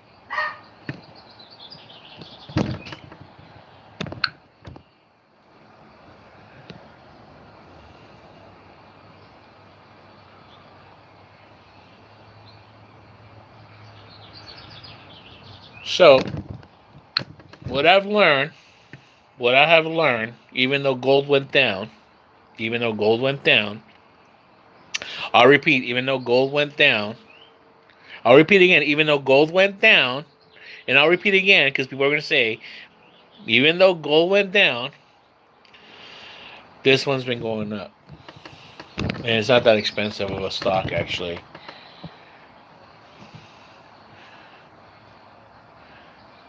This corporation is a gold and silver producer, developer, and explorer in an operations center in Oaxaca, Mexico.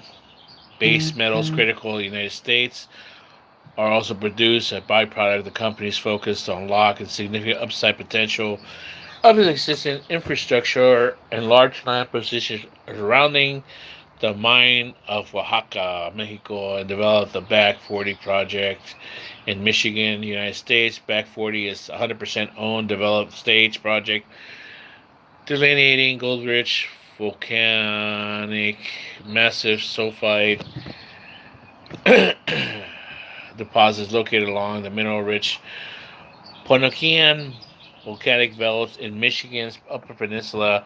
Its segments include Oaxaca, Mexico, and Michigan, USA. Oaxaca, Mexico represents the company's only operating segment.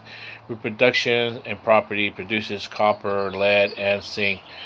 Concentrates also contain gold and silver. Michigan, USA is advanced exploration stage. Fuck, I don't know how I came on it, dude. I just went by price on that one, and it's been going up. Steadily, but it's going up. And that's what it said. It's a slow earner. But it's the volatility is like just really low. So, yeah, it's been true to its word. As opposed to my other two were a gamble. And I've invested some money in that. Not a lot, but I invested, I invested the heavier shares, and they're losing, like everything else.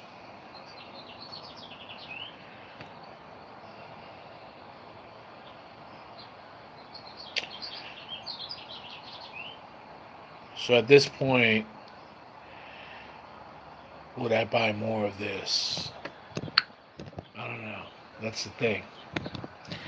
That's what they say. When it goes, you buy more, or you fucking wait.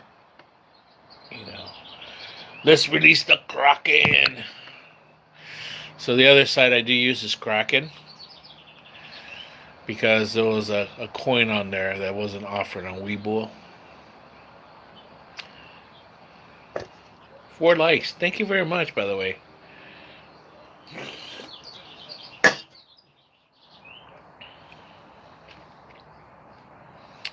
Yeah, my blood sugar is back to normal, guys.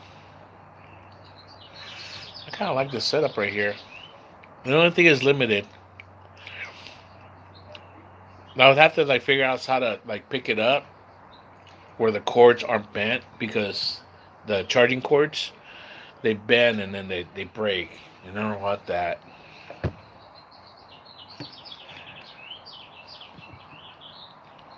That's the only thing the only thing I can complain about Kraken is that it takes a long time to load the page. Why, I don't know. It just does. Weeble goes right up right away.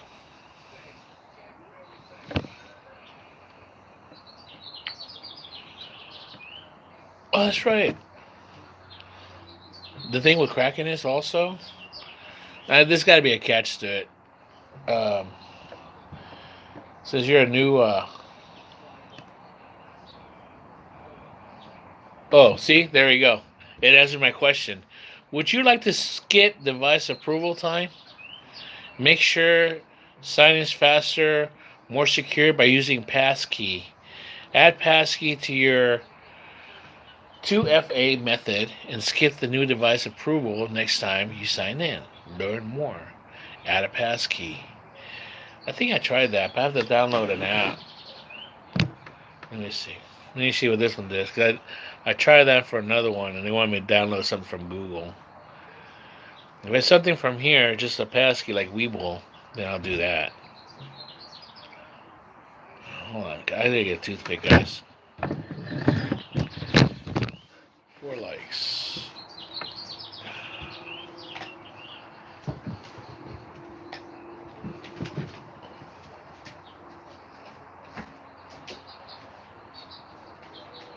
Keep working it.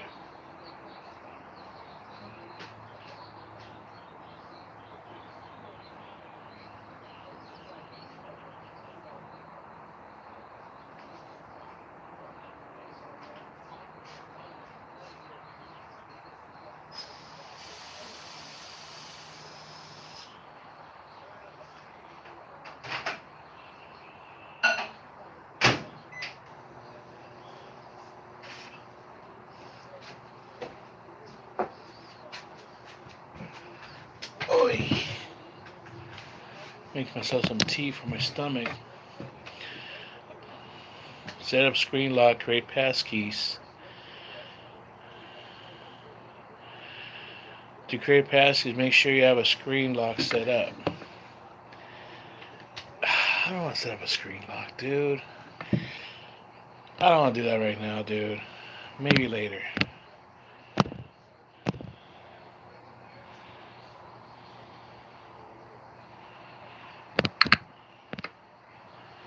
See, I do have a passkey. I don't know why it does that. It just locked me off. It's gonna take forever. God dang it.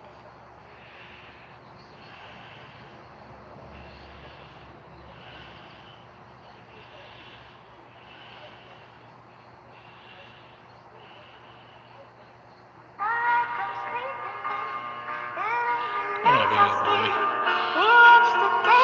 He's so happy.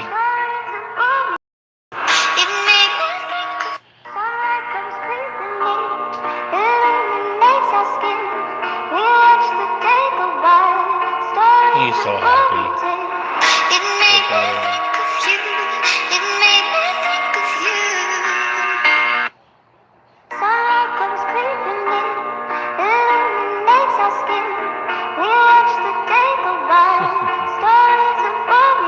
That's my honest face,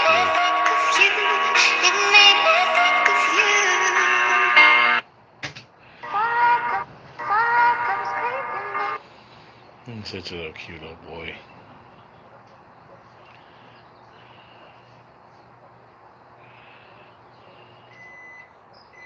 My tea's up.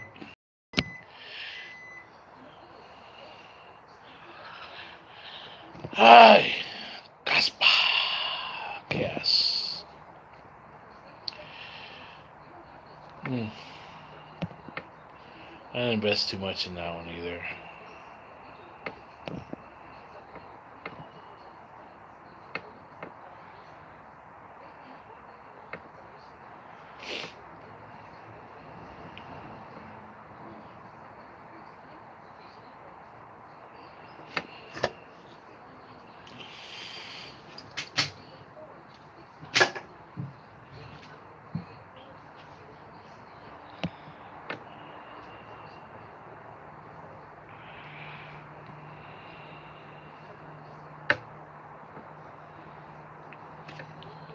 I laughed some of these coins what the old time was high at one time and what they're at now.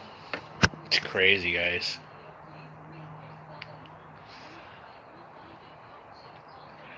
Oh, this one was at 20 cents at one time. Will they ever be at that again?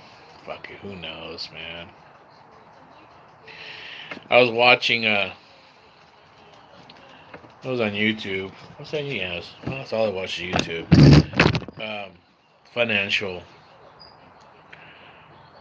they're talking, and it's one of the guys from the Shark Tank. And I don't watch that show, but this guy is another thing, another things. He's the little short, scrawny guy with no hair in the middle. His hair. So if you know watch that show, you know what I'm talking about. And they're talking about coins. And he said, "You know what, man? So all I have is Bitcoin. That's all you should really have. I have all my money is Bitcoin and USDC, which is another coin that's backed by the dollar. So you know, Bitcoin is at 66,000, blah blah blah, and then the USDC is like right now about 99 cents to the coin, so it's right there with the dollar. He said all these other coins are poo poo, poo poo coins. I'm sorry, can I say that? Poo poo coins. Well, yeah, well, it is what it is, you know. They're poo poo coins. the poo poo. Anyways, back to animal. Let's see what this is. A scientist, a high priest, of a secret so devastating that he chose to let his entire civilization live in a lie rather than face it. Dr. Zaius, the most dangerous orangutan in science fiction history. Here's what nobody talks about. He was right. But before we get there, stay with me, because the way he discovers the truth as a child is one of the most disturbing origin stories in comic book history, and it completely reframes everything he does in the 1968 film. And the ending of this story is the part Zaius himself never got to see coming. In the world of Planet of the Apes, Dr. Zaius holds more power than any single character in the story. He is simultaneously the Minister of Science and the Chief Defender of the Faith. Think about that combination for a second. The man who controls all scientific research also controls all religious doctrine. It's only a slice. It's only made possible by the Spectrum Fiber Broadband Network and tailored solutions connecting. He decides what questions can be asked and which ones are heresy. In practice, that means Zaius runs everything. And for years, he's used that power to do one specific thing. I do Make get sure donations to my nobody channel. ever discovers the truth about humans. I was invested on Now, YouTube to the no apes commercials. around him, I did this pay for looks that one like time. That was the fanaticism. best, dude. Even the scientists No who commercials, work man. I was under like, him, dude, like just Zira watch. and Cornelius, You watch live think streams, he's no just an commercials. old dogmatist clinging to ancient I hope there's no scripture commercials in my live because streams. he's afraid of I'm change. not getting paid for that. But So. Zaius isn't afraid of change. He's afraid of repetition. Most people know Zaius from the 1968 film, but there's a comic book story, Sins of the Father, that tells us exactly how he became who he is. And it starts with a crime. Young Zaius, at this point just the son of Dr. Augustus, the Minister of Science, is pulled into a criminal investigation when a young female ape named Camille is found murdered in her own home. The killer? Her own father, General Ignatius, tries to pin it on their human slave. Augustus, being the brilliant forensic scientist he is, doesn't buy it. He examines the scene with his son watching, checking every detail, All the violence every on mark, Instagram. every trace of physical evidence. The work is meticulous. See, I can't put this on the YouTube. kind of investigation but I that put could this on- rival any on modern Kick. crime scene I don't analysis. think I can either. And here is where it gets complicated. I can share it And on where X. every single person watching this is about to realize the situation is far darker than it appears. The I think evidence they do live actually stream does on point to the X human. also, but you have to pay. Fabric from the human's clothing. And I got my Physical following on evidence Instagram. placing him at the scene. Augustus's science confirms what Ignatius claimed. But here's the twist that young Zaius doesn't fully understand I don't know yet. how much it costs him. The human acted in self-defense. Because Ignatius, the grieving father performing rage for the whole city, was the one responsible for what was done to Camille. Long before that night, long before anyone else knew, Both are guilty. The situation is a moral catastrophe. And then, in front of his own son, Augustus makes a decision. Hold on a minute. One of the largest outdoor Asian food culture festivals in the U.S. is headed to San Diego for the first time ever. The 2-day event will be featured more than 80 food vendors with over 200 types of popular Asian street food from China, Japan, Thailand, Vietnam, Korea, and more. And that is the Panda Fest, large outdoor Asian food festival coming to San Diego. Let's click on it. Uh-oh. When? March 26th. Will come to America's finest city. April 25th and 26th will take place at the Waterfront Park located at 1600 Pacific Highway. Book it, Dano. Oh, dude, we're gonna be there. Let's here. Share Facebook, share on X. Let me write it on my calendar, guys.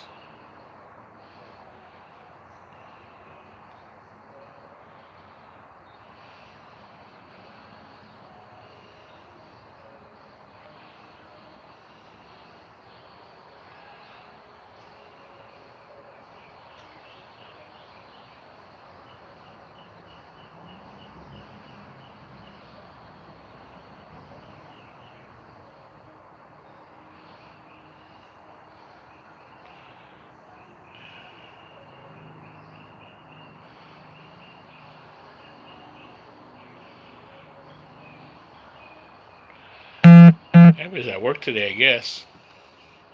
Nobody's on it today.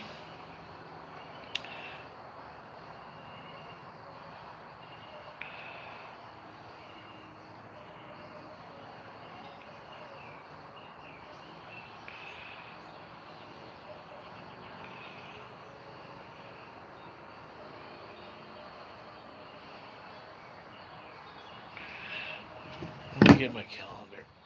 Oh.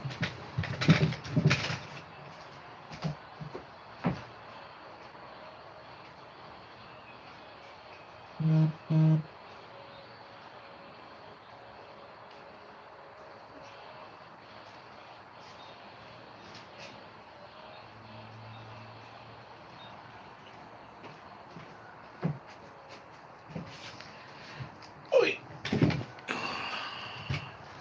You ever get to that age when you start making noise to get up? Well, guess what? You get to an age after that and you start making noise just to sit down, too. Let's see.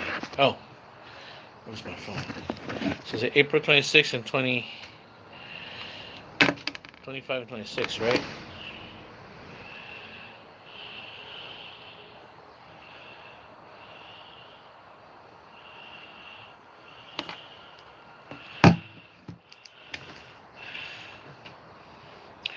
So I did learn that minerals and metals are definitely a good investment.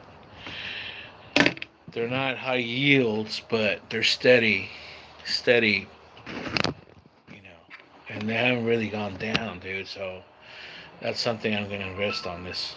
I got to take that call. All right, bye, guys. Listen to this guy. Augustus makes a decision that no law book would ever sanction. Both of them, gone, eliminated, cold, deliberate, calculated. Young Zaius stands there in shock. The city hears the shots. Guards arrive, and his father, the most respected ape in all of Ape City, lies to their faces. The human was mad. He murdered Ignatius and his daughter. His son heard everything. His son saw everything. And now the son has to decide, is his father a murderer? Or did he do something that Zaius simply doesn't have the framework to understand yet? The answer comes the next morning. Augustus tells his son, come with me. I have something to show you. When you see it, you'll understand why I did what I did. They ride out past the edge of everything, past the borders of Ape City, into the wasteland known as the Forbidden Zone. And there, half buried in the sand, is something that shouldn't exist. The ruins of human civilization, ancient structures, technology that apes never built, and rising from the desert floor, collapsed and colossal, the Statue of Liberty. Augustus says it plainly, standing in the shadow of that wreckage. Man preceded us here, my son. Once, many eons ago, he was our superior in both intellect and invention. But man has always been a creature for whom wisdom has always walked hand in hand with idiocy. He made a desert of it. This wasn't just some distant world humans destroyed. This was Earth, their Earth.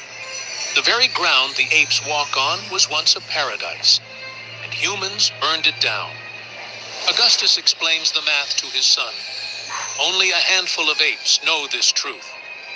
The rest live in blissful ignorance, protected by doctrine and sacred scrolls.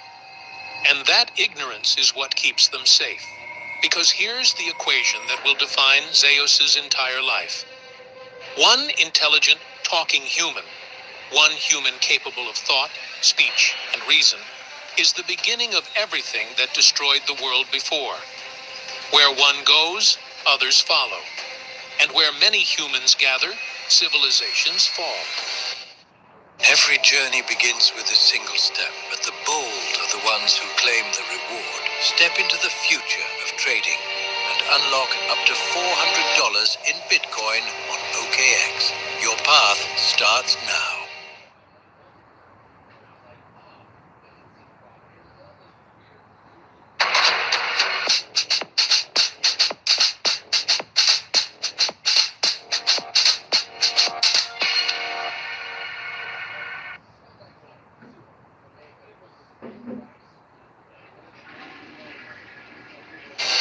Ignatius was about to expose the secret.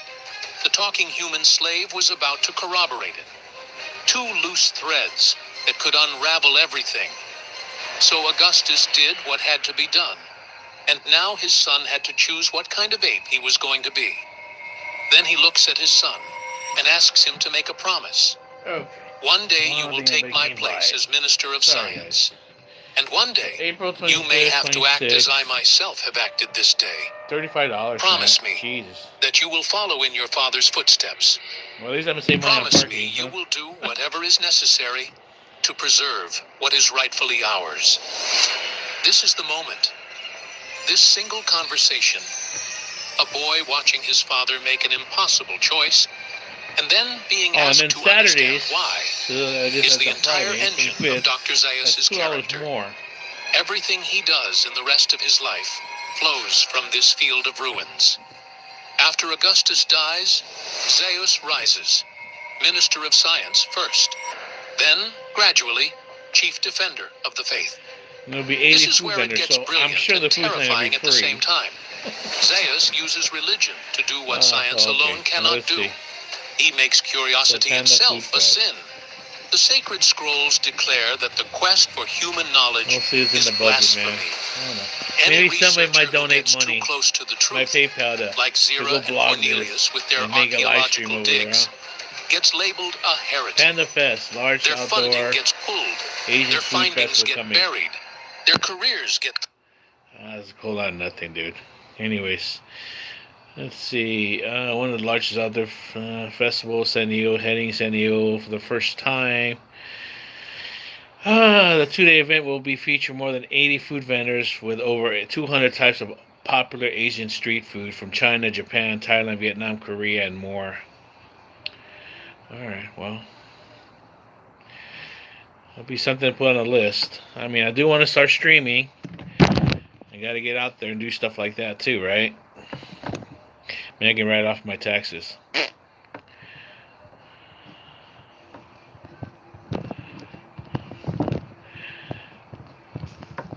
And yes, I'm going to be wearing my panda costume. So Friday, let me put that for Friday. Saturday is $2 more.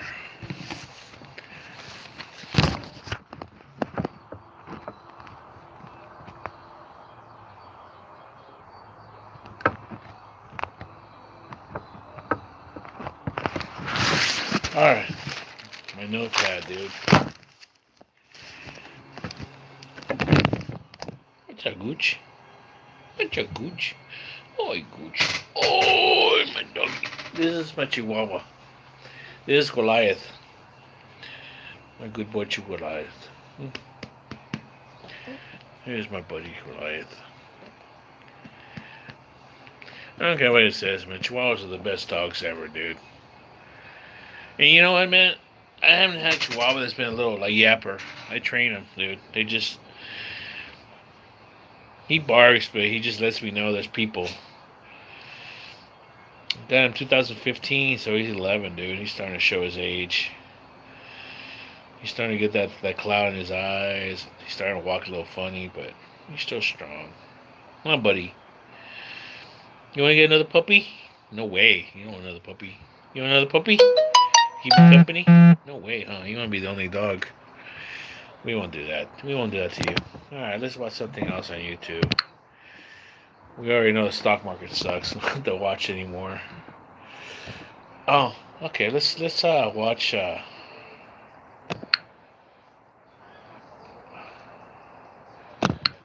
guys want to watch something funny? Let's watch Al Jazeera.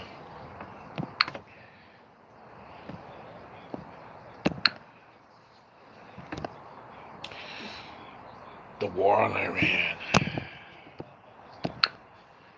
Farcoin. XRP. Snack. Pancake Swap. Cardano. Arweave. Bitcoin. Orderly. Even more volatility. Well, Nia Quillian, stay there for a few minutes. I want to get back to you, but first I want to keep us up to date with some statistics. We take a look at the UK fuel prices and consumption. Now, analysis by JP Morgan says the UK will have its last delivery of oil from the Gulf in about 10 days' time. Now, British drivers use 120 million litres of fuel each day, and that's made up of 46 million litres of petrol and 74 million litres of diesel. Now, spending on fuel jumped 10.9% in the week after the war broke out, according to figures from Barclays Bank, showing there was some concern about potential disruption to domestic fuel supplies. And as a result of the war, people are choosing to fill up on fuel rather than book their summer holidays. Now, Edmund King is the president of the Automobile Association in the UK. He joins us now from the organization's headquarters in Basingstoke. Thank you so much for being with us, sir. Now, first question for me is that motorists, they're already quite heavily taxed across Europe, but especially here in the UK. They will be bearing the brunt of this. What effect do you think this will have on them, considering this war is already being passed, the cost of it being passed down at the pumps? Yeah, indeed. We've already seen a 20 pence a litre increase in petrol prices, 40p a litre in diesel prices. So that is hitting individuals and hitting the economy. If you think about it, most of our deliveries to the shops are by diesel trucks. Most of our service people use diesel vans. So that really is hitting those self-employed people, and ultimately those extra costs will just fuel inflation in the UK.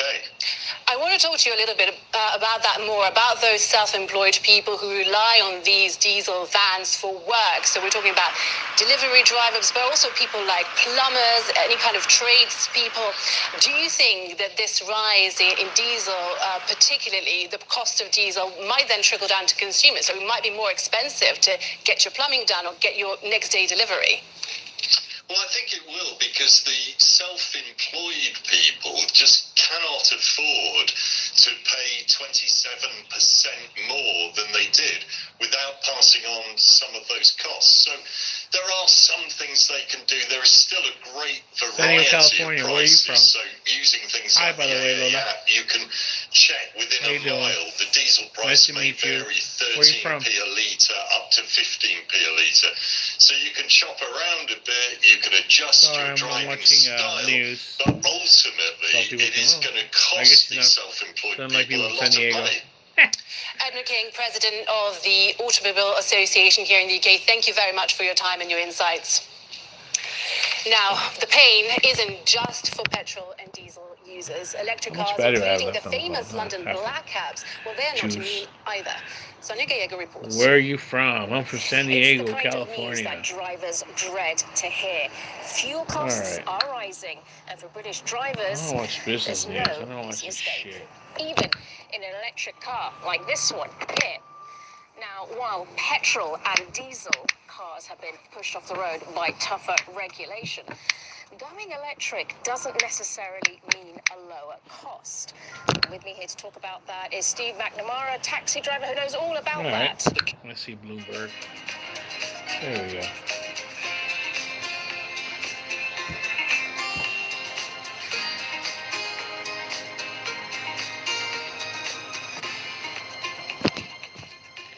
Sound like he's coming along. Sound like he's coming along going. I wonder if that's my stalker. Is that you, stalker? Not saying hi?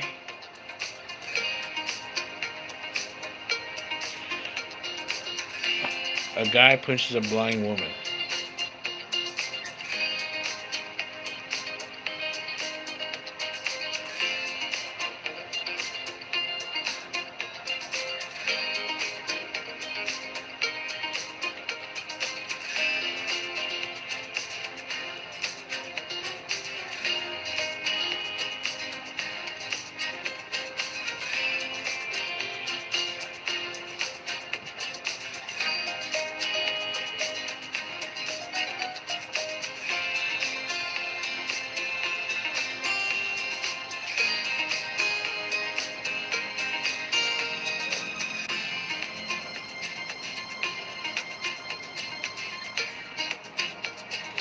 Invest in the Rockefeller of coal. The 7.7 cent per square used until April 9th. Frontieras refiner refines coal into diesel, jet fuel, hydrogen in the same way Rockefeller turned crude oil to kerosene, gasoline, and lubricant. Instead of burning coal, the company extracts multiple high-value fuels from a single resources by using patent technology. The approach service is why they must are paying attention, targeting 2.1 trillion across 6 established global markets. All AI energy demand projects serve 3,000.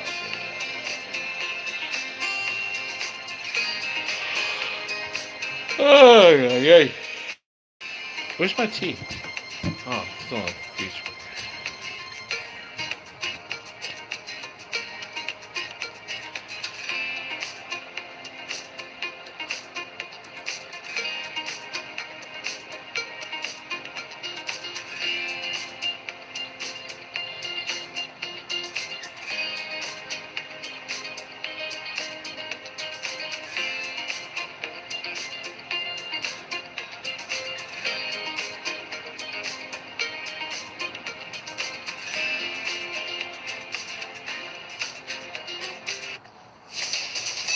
Markets, headlines, and breaking news 24 hours a day at Bloomberg.com, Bloomberg Television, and the Bloomberg Business app. This is a Bloomberg Business Flash.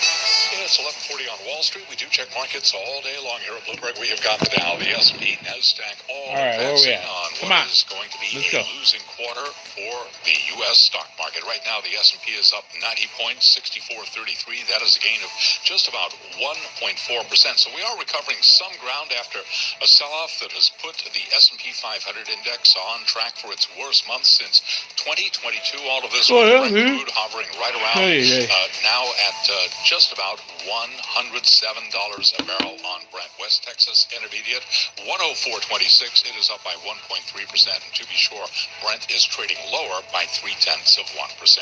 The S&P up Bitcoin 89 at now, up 66.9. 1.4%. Dow Industrials up 109. That is a gain of just about Dow Industrials up 485, up by 1.1%. Nasdaq up 382 for Nasdaq, a gain of 1.8%. The VIX above 27. The 10-year 4.32%. The 2-year 3.80%. Again, gold up 2.4%, 46.17 for an ounce of the precious metal. West Texas Intermediate crude with a $104 handle. WTI up by 5,300, man. 1.4%. So bottom line here, an update for stocks to wrap up a volatile losing quarter and a losing month, all against the backdrop of the war in Iran. So what about the outlook for the entire year? David Waddell is CEO and Chief Investment Strategist at Waddell & Associates. They're just playing with the stock market. Anything Trump says is going to go up or down. The war is just an input, right? The things that matter are the economy and earnings and inflation. The economy looks pretty strong. In fact, if you look at the Citigroup earnings or economic surprise numbers, they're still positive. GDP now is positive. We actually have positive ISMs on manufacturing and services. We got a decent JOLTS number this morning. And so if the economy is going to be positive on the year, then the market has historically an 85% chance of rising. David Waddell of Waddell & Associates. Deal news in the supermarket aisle. A deal that brings together many well-known brands. Unilever has agreed to combine its food business with spice maker McCormick. It's a $44.8 billion deal. Among Unilever's food brands, Hellmann's, and among McCormick's brands are French's Mustard. Recapping, S&P up 1.4%. No, mustard's going down. Paul, that is a Bloomberg Business Flash. All right, thank you so much, that Charlie much Pellet. mustard, man? Let's talk go about down. prediction markets because they are all over the place, and it's got a lot of people worked up. Certainly, established U.S. gaming companies are worked up, and several states are also worked up because it poses a direct challenge to what is happening at those states, and it also raises questions about whether this is just gambling of another form. Jody Lurie is our credit analyst here at Bloomberg Intelligence, and she's been thinking about this as well and covers quite a number of those gaming companies because, of course, they have a lot of publicly traded credit, too. How are you looking at prediction markets and what it means for the likes of Caesars, Penn, and DraftKings? So, Scarlett, I think the issue is a little bit more complex when it comes to credit because from the equity perspective, it's all about valuation, all about growth. From the credit perspective, what we're sort of dissecting is, okay, yes, all these companies sunk so much money into iGaming and sports betting, and it's more how much of the prediction or how much of the iGaming sports betting is of their revenue and of their EBITDA now and what it's expected to be going forward. So that's where something like MGM's diversification globally really comes into play. The fact that they're only 50% in the U.S. market because they have a joint venture with Entain, and the fact that they have such a global reach in comparison to Penn and Caesars really makes a big difference in terms of this discussion. So where are we? The 30,000-foot view of these prediction markets. What's the regulatory overview here? What's the story here?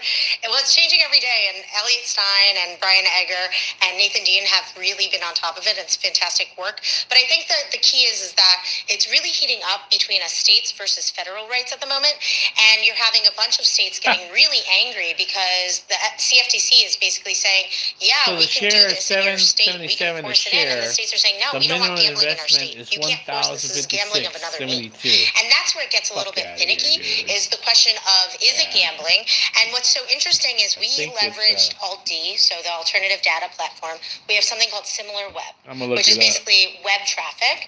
And so when you go into a website, not an app, but a website of a company, so if you type in, DraftKings.com, it registers on there. And if you look at that in comparison and you see these points of important events such as the U.S. election, the presidential election, or the Super Bowl this past February, you are seeing these giant spikes in the prediction market names like Polymarket and Kalshi. You're seeing these big spikes in comparison to the traditional iGaming and sports betting names.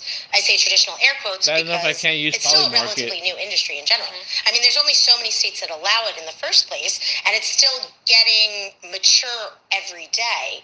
And so now you have this wrinkle where these companies said, this is a whole new area for us to do vertical integration, and the prediction markets are saying, just kidding, we're going to throw a whole monkey wrench in your structure. Is the UK any kind of guide or example that you can look to for an understanding of how things unfold? Because prediction markets are legal in the UK. They're fully regulated, and sports betting has been legal in the UK for much longer than the US. I think, Scarlett, where you can sort of draw a comparison is how large it could penetrate the market potentially. The growth potential. Right, the growth potential. Now, that said, I mean, when you look at casinos in the US versus casinos in the UK, it's a different comparison. You also look at the wealth of the US versus wealth of UK and wealth distribution, right? So it's a very different conversation from that perspective. But in terms of getting some sort of sense of how large a market it is, it really isn't that big of a market or market potential. Appreciate it. That said, for these companies like Caesars, like Penn, they dumped in over $3 billion over the past 10 years in growing their online gaming and sports betting. They had a joint venture or a relationship with Disney that failed. Now they're rebranding as The Score. They're spending a lot of money on this product. And so the concept is that you get people in the door, the young people in the door online, and then they're more comfortable going to the regional casinos. If you have the prediction markets and they're saying, well, you don't even have to go to a physical brick and mortar location, what's the value proposition for individuals?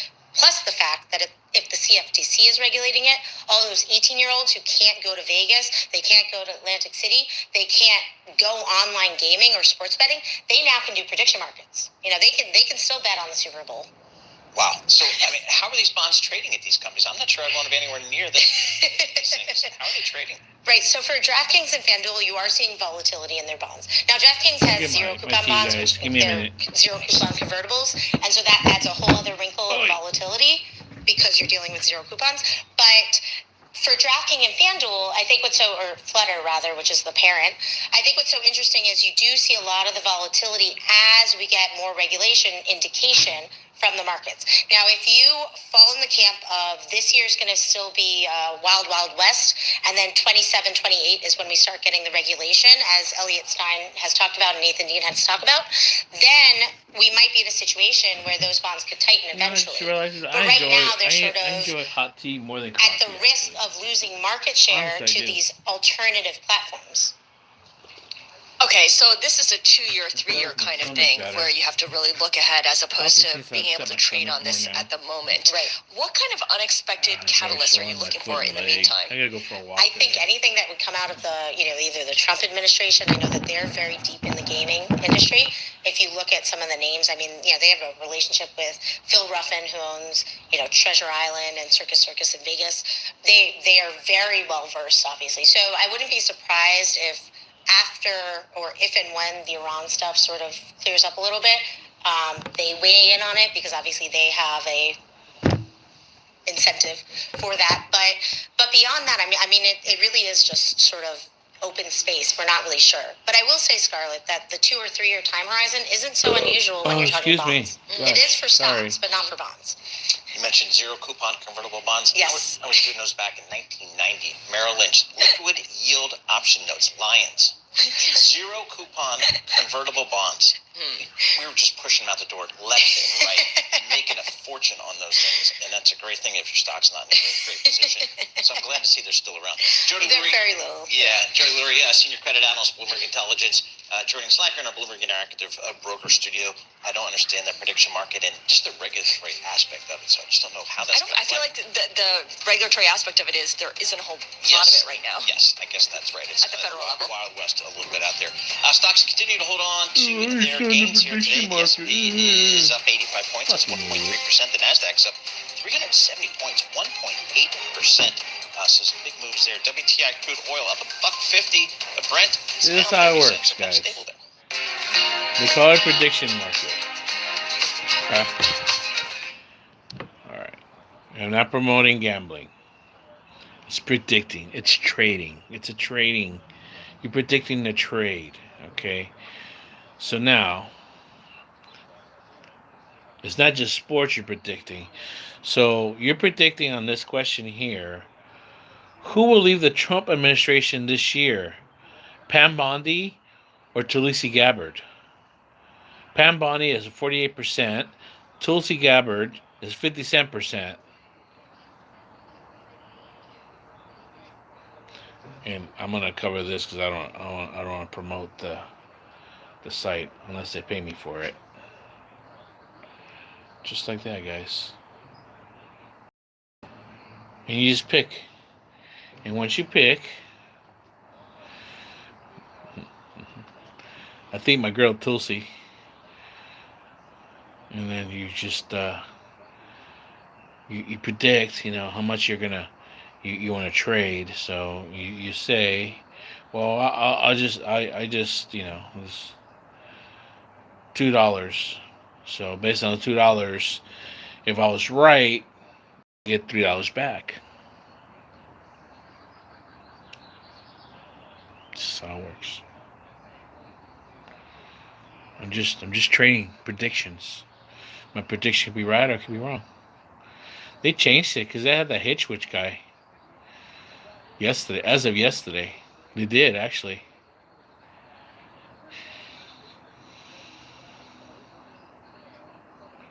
Yeah, it was. Those Pondy or the Hitch. And see, he's in the hot seat. He must have gobbled it good last night. The gobbledygooker. Actually, no, there's more people. So is Pam Bondi 48%, Tulsi Gabbard 57%, Pete the gobbledygooker 42%, Amy Gleason, I don't even know who the hell she is, 62%. There's 34 more people too. There's a long line. Oh, Kashi Sticky Patelli, Kashi the email guy. Oh no, he's staying for the long run, dude. That guy's like fucking a fly on shit. He's 37%. Howard Lutnick? Nah, that guy's down, dude. That guy's not going anywhere. Robert Kennedy. His career's over, so he's getting as many checks as he can get right now. Yeah, I like this site. Good for you, man, dude. What'd you get, by the way? What'd you get? Let me know. Do you get a flower or do you get a vape or what? What'd you get? Let me know. I've been out of funds, bro, so I kind of been sober right now. Flower, nice. Indica. Hey, I'm a pussy. Yeah, I can't let it smell up too bad. I live with sober living people. Yeah, indica, bro. I'm an indica guy. Yeah. If it's flower, it's got to be some really good freaking OG, dude. Some good fucking OG. I haven't smoked flower in a long time. And then even then, dude, they're all broken, dude. I don't like smoking out of a pipe anymore, dude. And it causes too much coughing.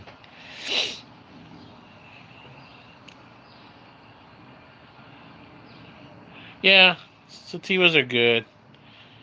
I get hyper. I like hybrids. Hybrids knock me out. That's what I like it for, anyways.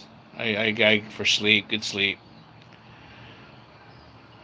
Nah, I vape, bro, because that's like more of a down low. So it's like I could anywhere at any time. You know what I mean? Even though it's open here and there, but I don't like attracting attention. You know what I mean? I could be anywhere.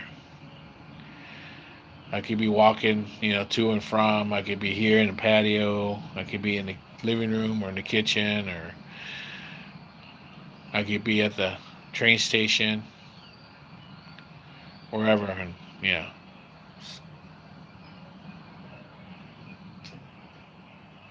Yeah, that's cool, dude. Nothing wrong with that. I'm just saying.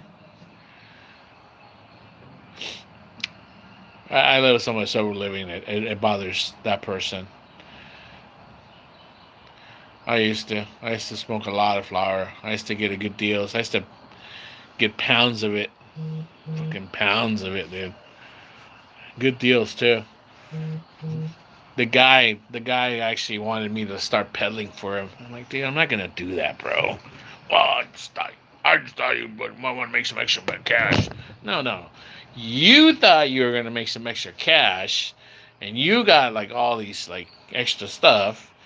I'm like, dude, how the hell am I gonna do that, dude? I got 3 freaking dispensaries down the street. There's one right at the bottom of my street. There's another one like a couple blocks over, and there's another one like a half mile over there. There's 3 on the street, and then there's a house like 2 houses over.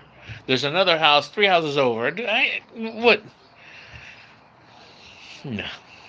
What do you want me to do? Stand in the corner? Hey, psh, psh, hey. No, that ain't me, bro. Yeah. I'm not. I don't have any connections or nothing, but and that's what it was, dude. I was just smoking it all, so I'm like, yeah. All right, man. Thanks for stopping by.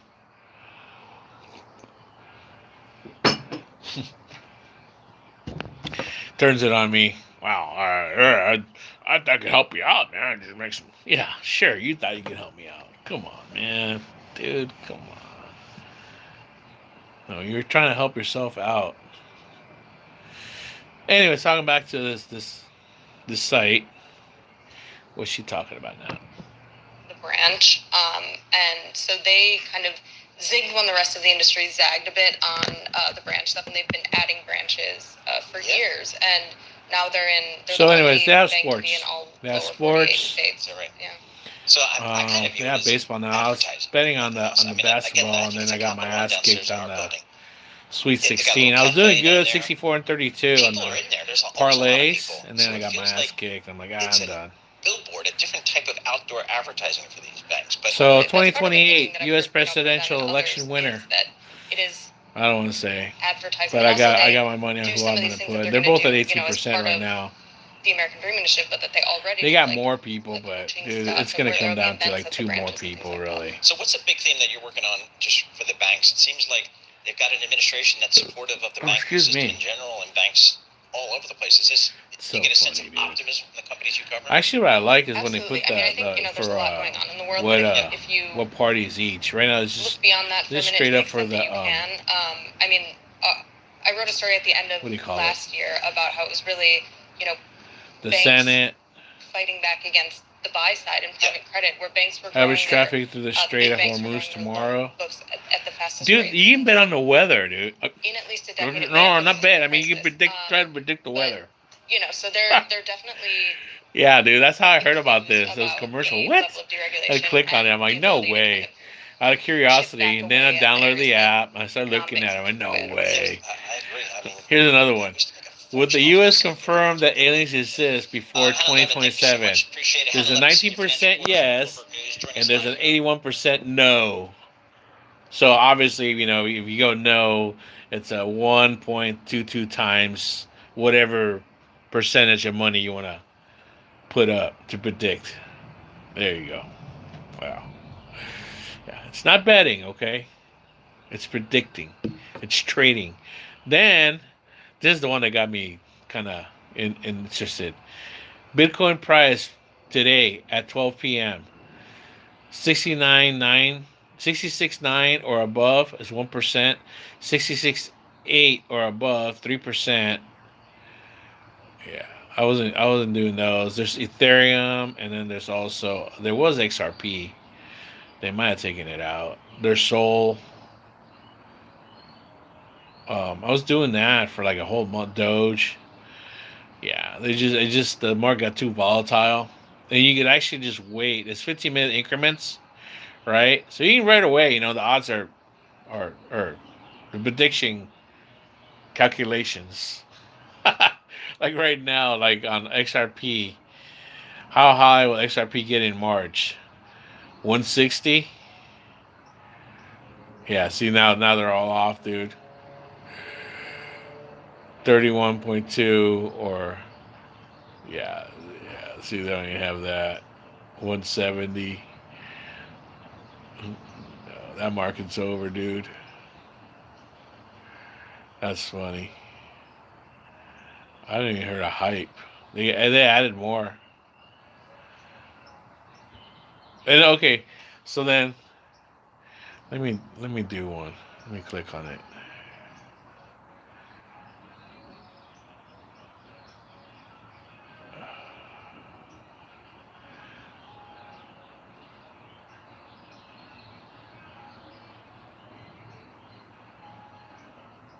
This is over already, though. Okay. There's some that are 15-minute increments, and it's just going up and down, up and down. And like you have to, you know, if it's going to be at this price, above or under, and then like and you like within like the minute, like but then all of a sudden and like it'll go over like what? And they used to do that before.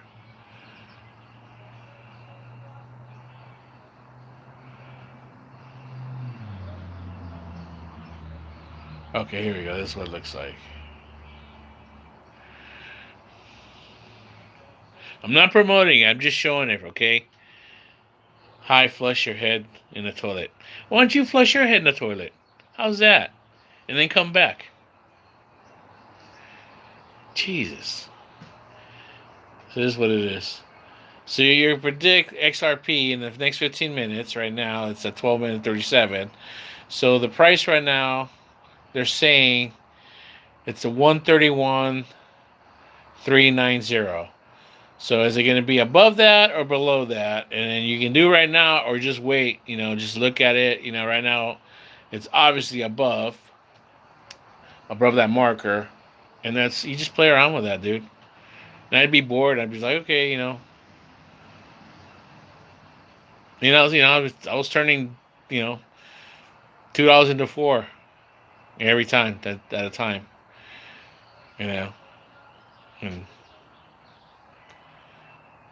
and right now it's gonna go down, but it won't go all the way down.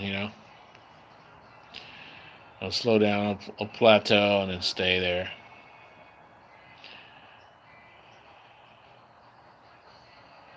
Me Pandasol.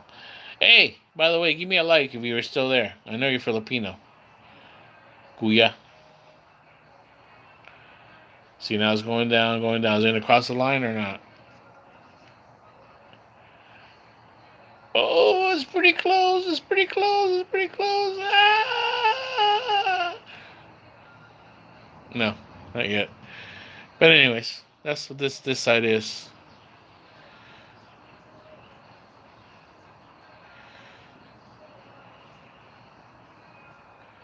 Crazy.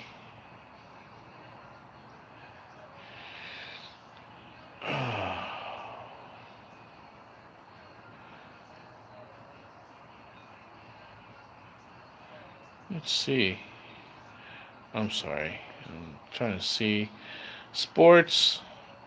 There's baseball, college basketball, English Premier League. Anybody playing today? No, April. Arsenal, West Ham, Brentford, Everton.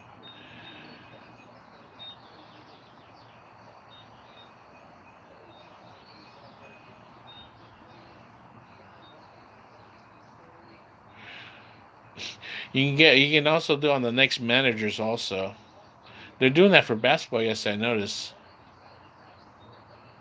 Crazy, huh?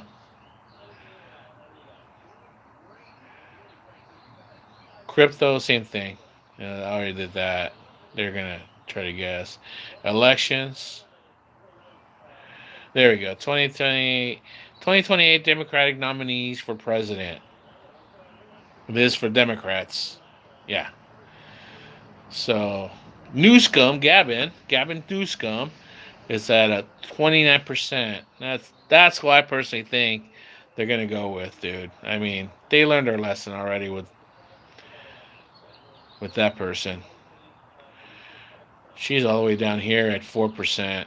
Dude, that was a big just flop.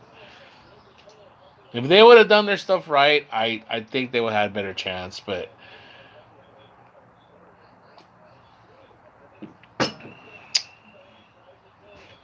they might have had a better chance. And Miss AOC is at 8%. She's got no chance, dude. John Ossoff at 6. Josh Shapiro at 6. I mean, it's early right now, but I mean, yeah, it's just. I mean, look at Newscomb, dude. All the dirty shit he's done, dude. And he's at 29%, dude. That guy's dirty, guys. I don't know if you guys know how dirty that guy is. That dude.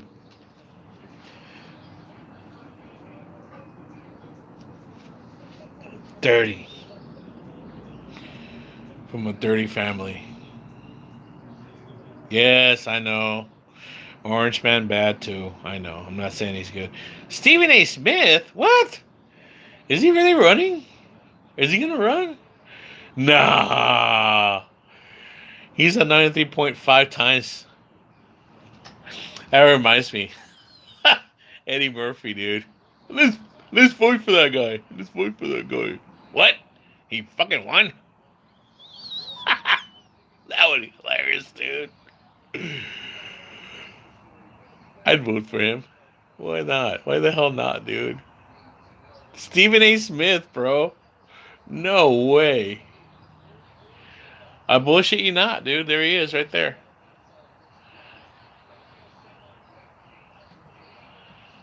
Right there. Stephen A. Smith. Second to the bottom. I don't know if you guys can see. I see blurry that far, but I don't know if that's too blurry to you guys.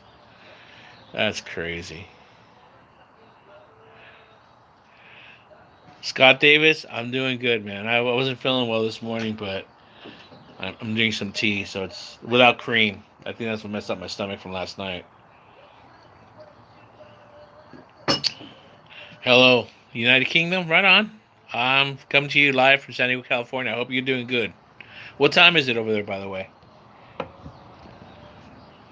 Scott Davis. Don't forget to like and subscribe, please. I appreciate it, man. I'm at 437, man. I've been picking up subscribers at a good pace lately, and my live streams have been helping. My shorts that I've been putting up the last couple days have been doing good. I got plenty of views from just this weekend. I was down in Tijuana, just south of the border from here, and we actually went to a funeral.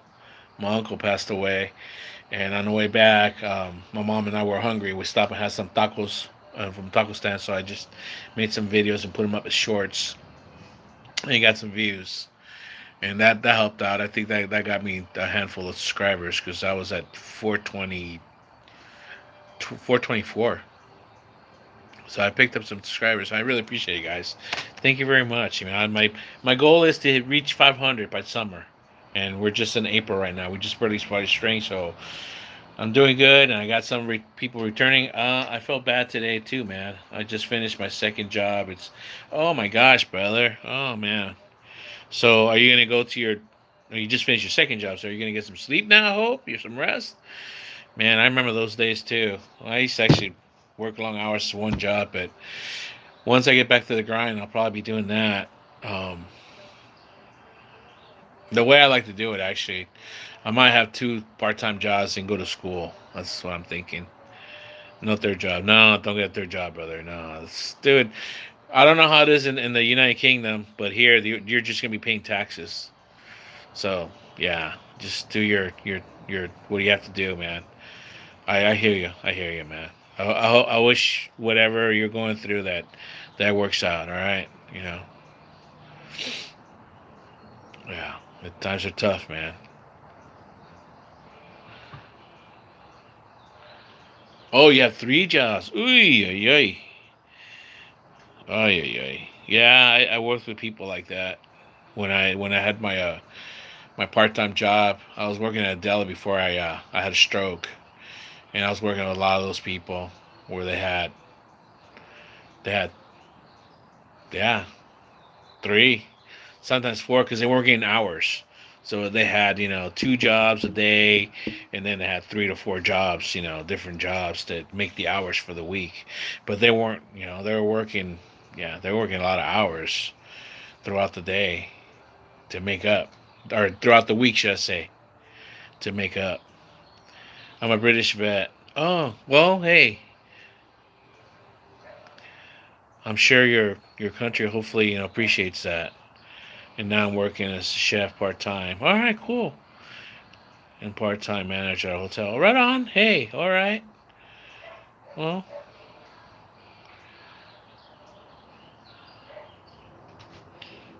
right on. It's cool.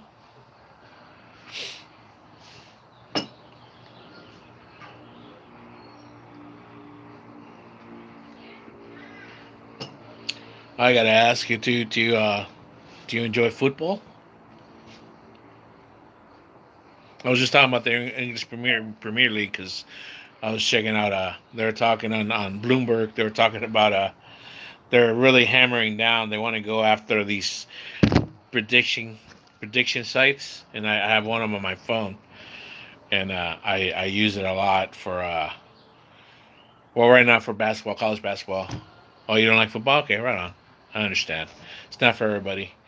My dad really likes the English Premier. He likes Man City. I like I like Manchester United. I like United. He likes Man City. And then the World Cup's coming, so we're excited about that. That's when we really sit down and watch it, or I do. I watch the World Cup. I like watching. That's when they get all the players, best players of the world. I like watching it. Right on. You know what? Rugby's gotten a following here in the United States. Actually, unfortunately, we don't have we're not up there and statue with other countries and stuff. But it's it looks like a fun and brutal sports. I don't know how they don't get as injured as much. I think, or maybe they do. They're just manly and don't really hobble along a lot. You know. So I'll say no. It's sort of like American football without the pads. No, it's like, but it's not because it's like no. I know what rugby is. Trust me, I know what rugby is. I understand that more than actually Australian football. I used to watch Australian football more when I was a kid because we have ESPN, right? And ESPN, before it became a major station, they didn't have major sports yet, so they would promote all kinds of, I would say, off the wall things on it. They had like mud bog, like uh, drag racing on the mud, like hillbilly sports. That's what we call it here. But then they would have like the Australian Football League, and I'll sit down and watch it. I'm like, whoa, I wish I could understand the rules, but it was kind of like rugby, and then they would have rugby sometimes and stuff. Well, yeah, yeah, we have so many injuries and people do die. Head injuries, huh? Broken necks, probably. Ugh. Well, it's a sport you gotta love, right? I mean, if you love it, you love it, right? It's your passion. It's like anything else in life. If you have that God-given talent and ability, you die doing, yeah, no protection. No protection. I know. It's like sometimes I see those guys with those like little things on their head, but I'm like, dude, that's not gonna do much. Or I see them wear tape. What's the tape do? Like the black tape? I see the black tape like on their joints. What would that do? Like a stabilizer? Could you answer me that? You know what I mean? I see them sometimes like put like black tape around their knees or their joints. Is that like to stabilize their joints or something?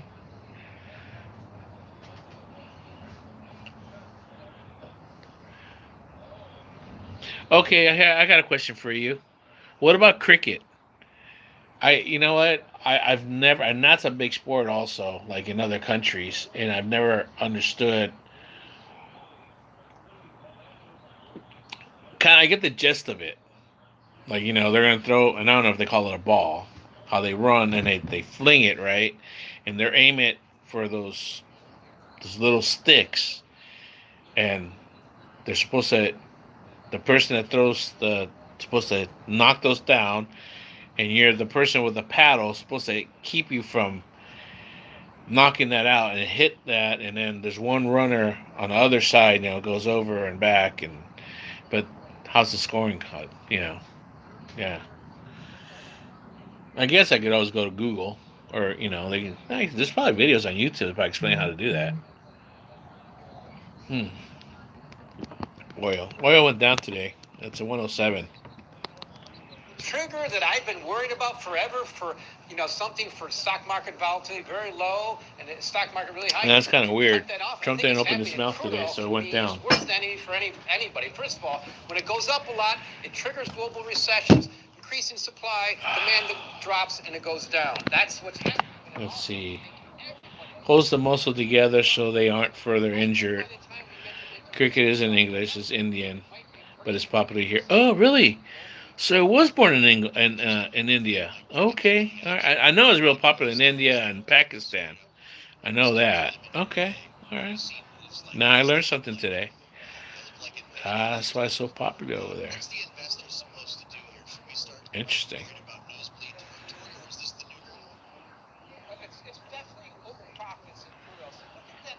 Excuse me. Let's see what else.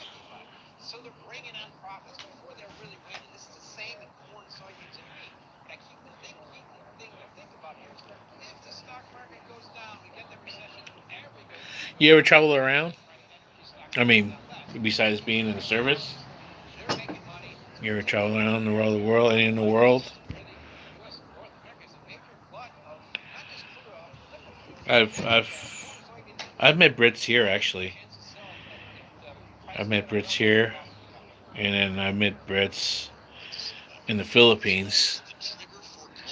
But mostly Australians actually. There's mostly Australians and retired in the Philippines. I met some Brits.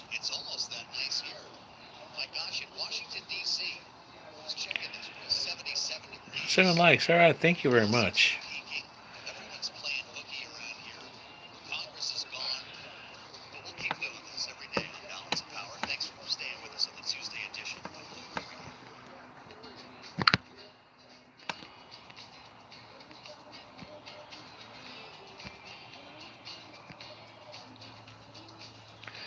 Let's see Yahoo Finance, see what they're saying.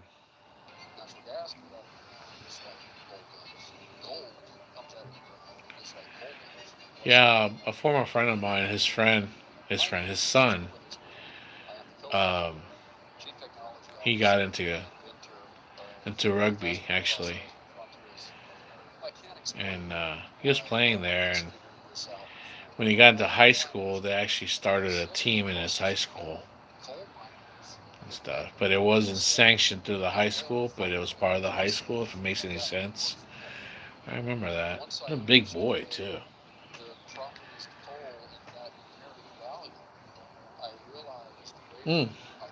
His cousins were big, and his other cousin was bigger. And that one actually was. They wanted him to play football at San Diego State here, the university here. But I guess he's just kind of I don't know. Just some kids just don't have it up here to get it together. They have that God-given talent, but just don't have it here to put it together to follow through. Dude, just with that food, my foot's swelling, not my leg too. I gotta go for a walk after this. The weather's good. It's not sunny. It's supposed to rain today too. Realize that they could take advantage of right now, especially following that one big beautiful bill. Millions and millions of dollars each year, and it's not really. Do you like being a chef, by the way? Like in the big beautiful bill. So what aren't people like the tips? There's confusion on those. A lot of people think, well, I don't have to file a tax return because of all that bad social media misinformation that's out there. The overtime deduction, $12,500. You have to put it on a form, but you don't have to itemize. The $25,000 tip deduction, really nice. We're seeing a lot of that this year. You have to put it on the form to get the deduction. The new $6,000 senior deduction just for being a senior. You don't have to be getting Social Security. You don't have to be in retirement. You don't have to not be working. You just need to be 65, and you get a $6,000 deduction. The and Matrix, those add up to big refunds. Now, the ones that you don't hear about. Yeah, I've been around the mainstays. I've been South Africa, like if you moved, or you Russia, started Sudan, a new job, and Kenya. or got married, or had a child, or started a side hustle, or trading cryptocurrency, and the list goes on and on. You're not seeing those on these programs. And if you do those wrong, here's the one lesson I would leave your viewers: the IRS does not audit you and give you more money back. That must be a trip. If you leave off a perk, if you leave off a benefit, if you leave off a deduction, that money stays gone forever.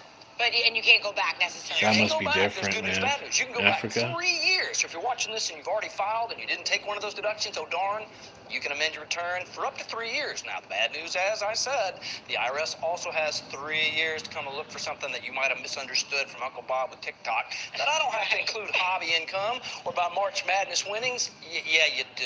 Okay. So lots of implications here. So you're Now, only one thing 24, we're man? hearing You so went through much, all and that? the jobs Wow, report man. out this Friday, and we've been hearing just about government layoffs. How is that Man, you impacting got the a whole IRS? life Will ahead that of you, impact our my tax boy. returns? Yeah, we heard a lot of that at And the you just beginning got of the year, called back especially in the when service cuts again? happened and the reductions in IRS. We're seeing none of that. We're seeing Really? the fastest How long did processing you serve if you returns don't mind me and asking and you got refunds. called Is this back? AI? What's behind that? Because they do I have think that here they really too. just kind of moved people around, and I That don't they know. could And I would serve and then speculate they on maybe call, they had too many get people called or they didn't back, have you the know? right people, but their call centers are fully staffed. People are answering calls even from professionals. That Refunds, sucks, 9 man. out I of mean, 10 in not 21 good that days you or have a less. wife and Quite kids, honestly, we're but seeing it faster it than must that. suck for them And that the you're reality going is they're back in the processing returns. You service. send it in today, you get your acknowledgement same day in most cases, unless you've changed some things 6 or answered years, some so questions you're a wrong. kid when They you got flip in, phone. man. All right, Mark, lots of great Oh my implications. God. Definitely make sure you file your taxes by April 15th. I appreciate you joining us on set. Thanks so much. Go get your money. $400 billion. Well, let me is ask you looking to this. change hands, but You gotta probably raise don't your know or hand. don't have to Just say waiting it or out there. anything. We will take advantage of it. Thank you so Does much, this Mark. have to do Coming with up, we're anything taking a going look at down today's down trending tickers. down We'll the have Middle Jake East with Mark you, chat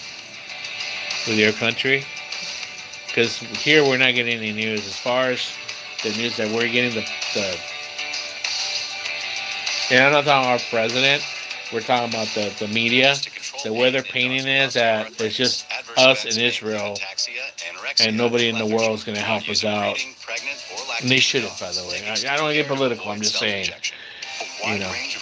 But yeah, that's the way it sounds because, you know, like Spain said, no, you can't use, you know, your bases, and no, we're not going to be there and whatnot and stuff. So I'm just wondering, you know, since United Kingdom, you know, it's a big ally of the United States and stuff.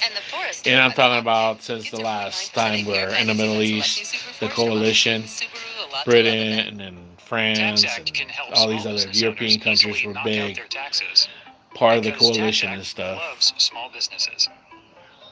Ooh, especially the ones Yeah. that make up a Sorry to hear that, brother. Tax Act. Sorry to hear Let's get that. them over with. That sucks. I'm a pipe fitter by trade, right? And I've been out since 5 years now, going next month with my stroke. And let me carry it down for a minute. This gentleman that I was my foreman, which is my boss at the nuclear power plant here in San Diego or county. His son just last year got into the Air Force, and he was so proud and everything, you know, got in the Air Force and everything, and he just got called up last month, just in service, you know. What he'll do or not, I don't know, you know, in the Air Force, but, you know, it's part of the service, you know, he's going to have to serve.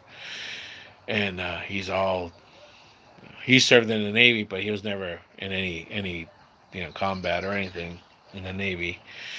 And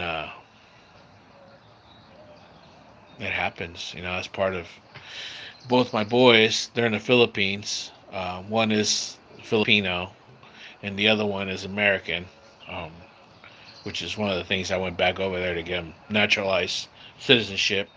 And he's been talking. I mean, he's only 5, but that's what he wants to do. He wants to be military.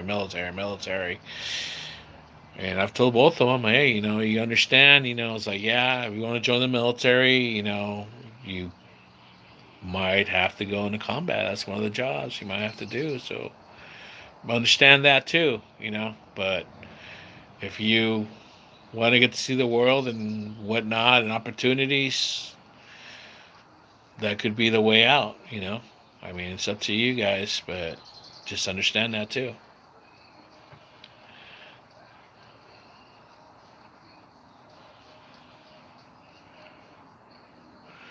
I understand.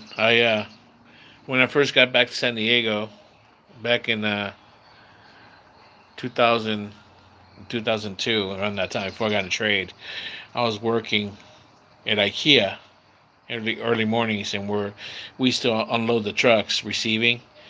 You know, we used to put it, you know, out and then send it out so the stalkers could put it into the shelves and everything. And one of the one of the guys that we work with, he finished his job and the service. He finished the service, and then he went straight into the oh God, I, sorry, I forget my chain of thought.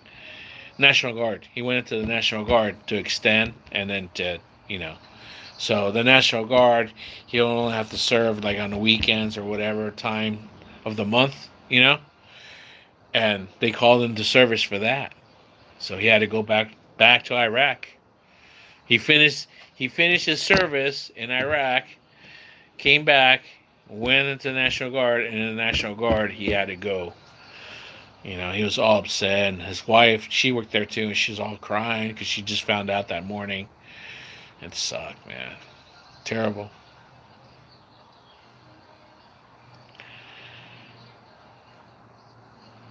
Yeah, it's awful, man. It's just.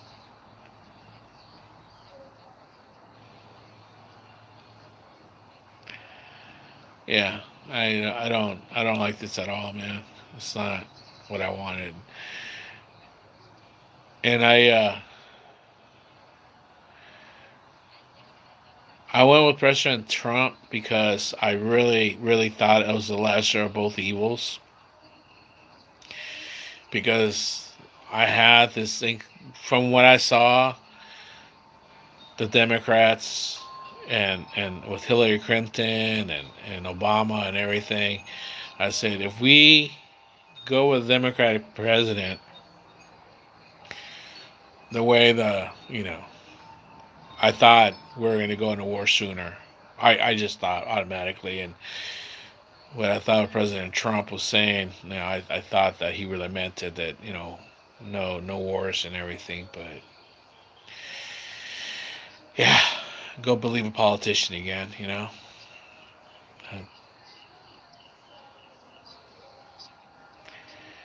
Don't believe a politician, man.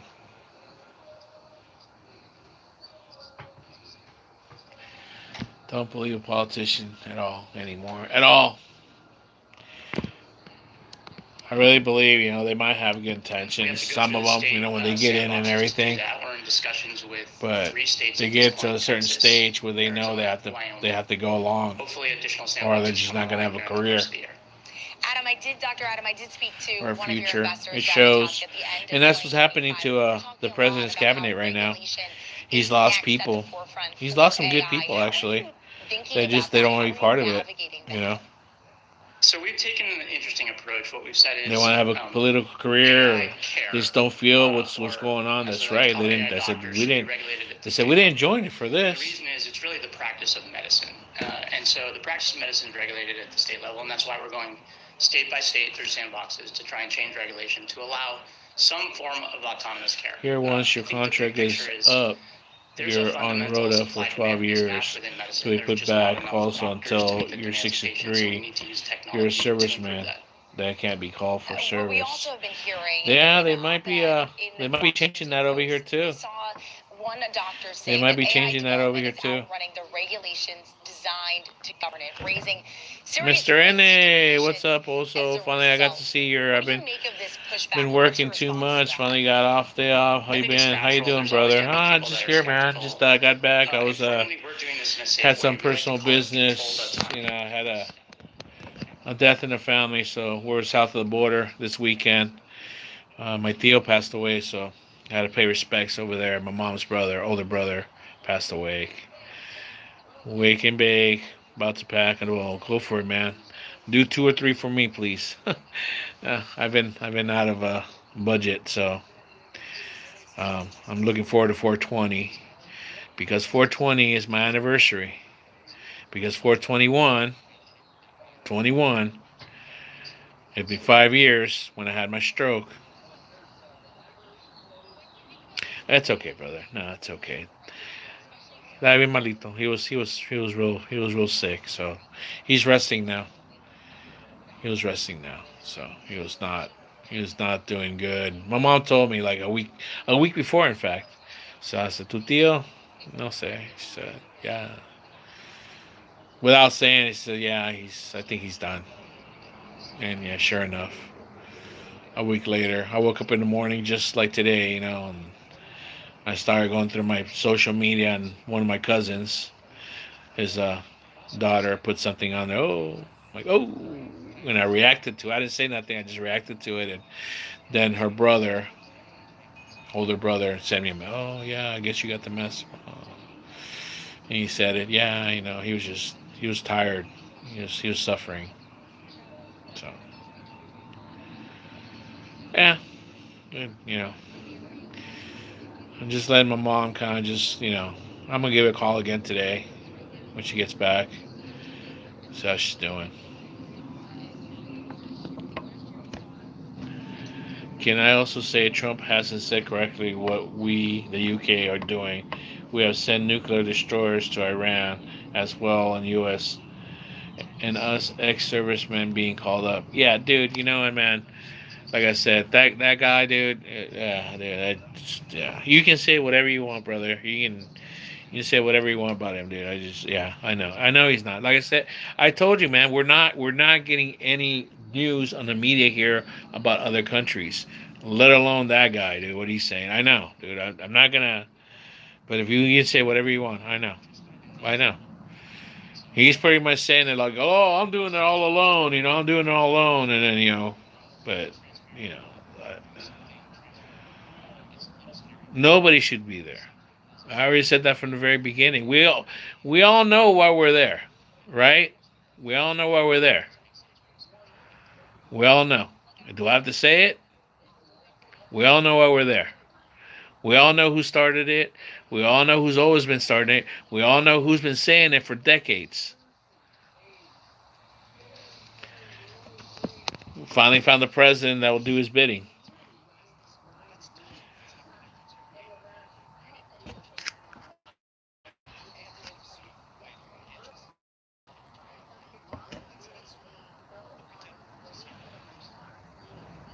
Richard Bradley, are you in a cage? No, there's no cage here, bro. You mean this right here? That's my door. My gated door here. It's a screen door. There's no cage here, dude. I'm sorry, man. That's Sarah. Please give my love to your family. That's sad. I'm not here for politics. I'm just asking. No, it's all right, brother. Hey, man. I'm sorry for you, dude. I'm sorry for your family, brother. You did your service to your country already, man. To see, the thing is that I have a special. My father's a Vietnam vet, so I have an understanding about combat vets for any country. All right, no matter what side. All right, you're doing the job for your country. Okay, and I don't want to get into it either with politics and stuff. Politics aside, a vet's a vet. All right, they're just doing what they're being told. They're being called up. I mean, you think the people on the other side they want to be doing what they're doing too? I'm sure they don't, man. I'm sure they want to just be doing shish kebab and fucking wild rice, and whatnot, right? Is it close for a San Diegan? It is, brother. For me, it is. It's supposed to rain today or something. It's gonna get as high as 69, 65 degrees right now. So for somebody born and raised in San Diego, yeah, it is for me. It is. It's 65 degrees. We're spoiled. I'm spoiled. I'm wearing a hoodie. I'm wearing a beanie. I shaved my head last month, or this month, I should say. And I'm already thinking it's April. And I get cold more. And I'm not wearing any shoes right now or socks, so my feet are cold. So yeah, anything less than 70 degrees is cold for me. I want to see this country. Bro, I was just joking. No, it's alright, dude. No. I'm not joking either, dude. This is how I speak, by the way, just so you know. Richard Bradley. So, anyways, have you subscribed and liked, by the way? Only 7 likes, 3 people on, just so you know. That's how I speak, by the way, brother. I'm not, no. It's alright, dude. It's good. My family was Marines. Your family, oh, man. Well, tell them I said thank you for the service, man. I'm seriously, man. I mean, and this is affecting everybody, man. I mean, this gentleman right here also is from the UK, Scott Davis, and he served his country already. In Britain, 6 years he already served, and now he's getting called back up. Isn't that terrible, dude? He's done. He's working. He's got a wife and kid. He's being called back now for this mess that we got right now.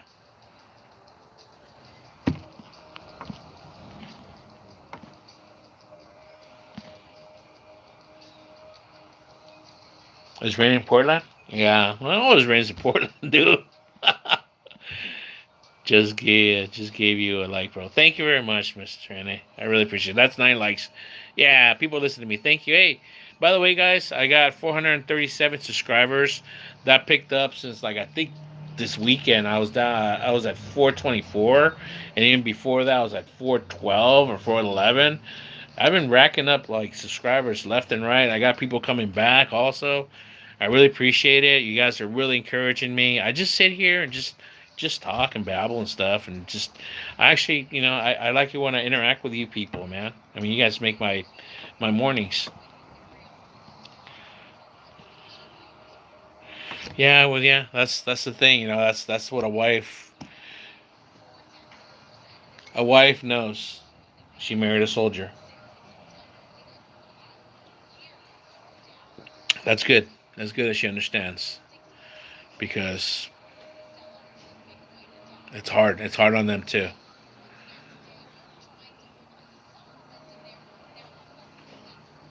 It's hard on them too, and just like it is on the soldier, when they're away from their family and stuff. Because I'm sure that's all you think about, right?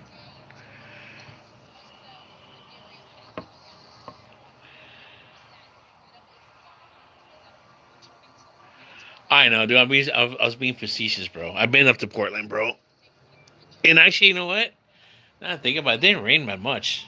It was just cold. It didn't rain or snow, but it was cold. And they told us, I remember I told you. Remember I was staying up in Beaverton. We were working at the Intel plant, right down the street from the Nike plant. And they told us if it snows, don't even bother coming to work. No, nobody drives in the snow. And okay, no problem. Colton Miller, what's up, wonderful people? Much love. What's up, Colton Miller? Don't forget to like and subscribe. I got 10 likes. Thank you very much. I was gone for years with my daughter's upbringing, which has been hard. I know, dude. I know, man. Fuck. 6 years is a long time.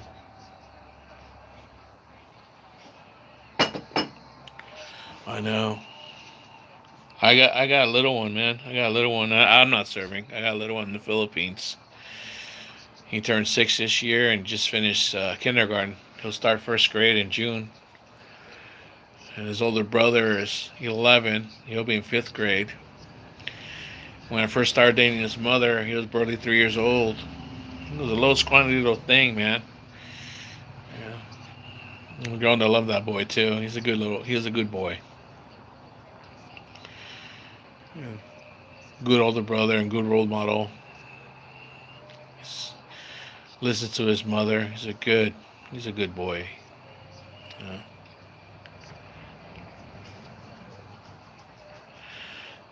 12 months, 3 months off. Yeah, but still, man. It's 12 months. 12 months. I mean, you can only do so much by the phone or by email or messenger or social media pictures, It's not the same as talking to somebody. I mean, right? And I said, you're doing your service and stuff. And I'm not comparing my life to yours, by the way. I'm not saying that at all. I'm just saying I understand you being away from your wife and children. It's just the way I am too. I've been away from my wife and kids too. Like they miss you. I know they miss you. My wife tells me all the time, it breaks my heart. I even tell her something. Don't say it all the time. I know. I can see it in your eyes. Every time you say it, it breaks my heart. So just don't say it. And I think she says it to me just so I can say it back to her.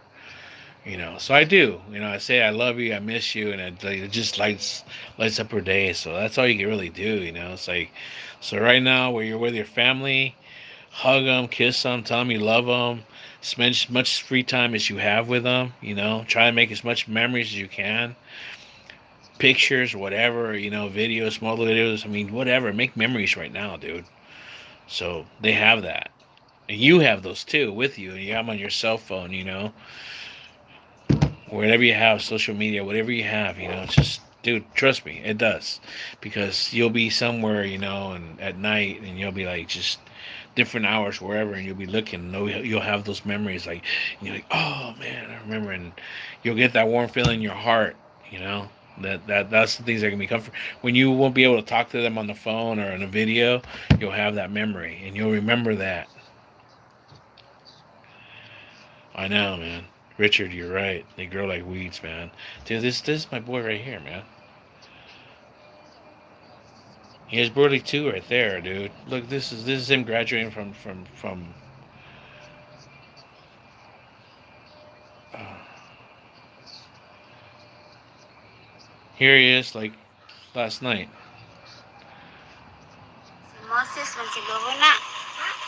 That's Moses.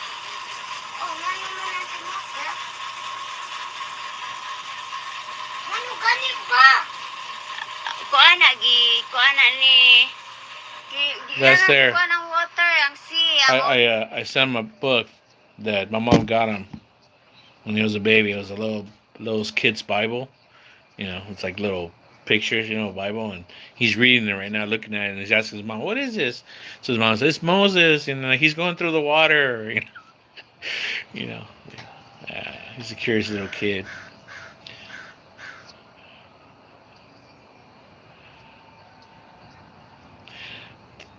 I know, bro. I feel, man. I feel for you. You know, but you'll be back, man. You'll be back. All right. Don't. You'll be back. There's a saying. There's a saying that somebody gave me, and he said in Spanish, "Todo pasará." And I remember this saying because I was going through a real hard time at then. It means everything will pass. So this too shall pass, and you'll be back. All right, you'll be back. You're not gone yet, by the way. Right now, you know, you're just thinking I'm going to be gone. So don't think of that right now. You can't worry about the future. You can't worry about the past. You only can really deal with what you have right now. Right now is your family and time right now, which is limited. So that's all you can really do right now is just concentrate on that. Put your time and all your effort right now on that. Right? Get that right now and just enjoy that moment right now. And then prepare yourself when you're that, and then when you're ready to do your service that you have to do. And I say that because in my line of work, it's at times it was straining, dangerous, and I had to leave whatever personal problems or family or whatever at the gates. Once we punched in, it was just all about work. Because we couldn't have our problems or whatever, you know, and then, you know, because that could be costly, you know, at whatever we're doing. It could be something where I could drop a tool. If I drop the tool, it's going to go all the way down, and it could, you know, possibly kill somebody, or I could forget something and like not close a valve or leave it open when I left. You know what I mean? Or I forget a part, you know, and that would affect that system, you know, when they turn it back on, and then there'll be a leak, you know, and then that would be some kind of gas or some kind of liquid or steam that could, like, you know. So that's all I could really tell you. Just right now, just enjoy your time with your family. Don't think about what's going to happen. I know it sucks. That's all I can tell you right now, because like I tell you, I didn't see my family. I didn't see my boy. I mean, my boy was shy of 3 months when I left him. A week shy of 3 months when I left him. in 2020. I didn't see him until he was 4 years old again. And I got to spend a whole year with him.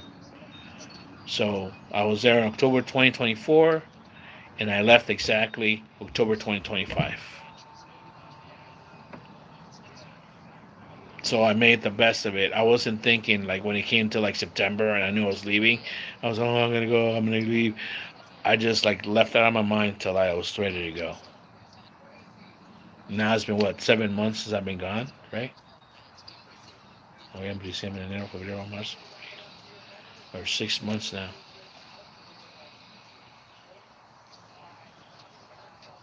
Half a year now. And it seems like 6 years I've been gone now.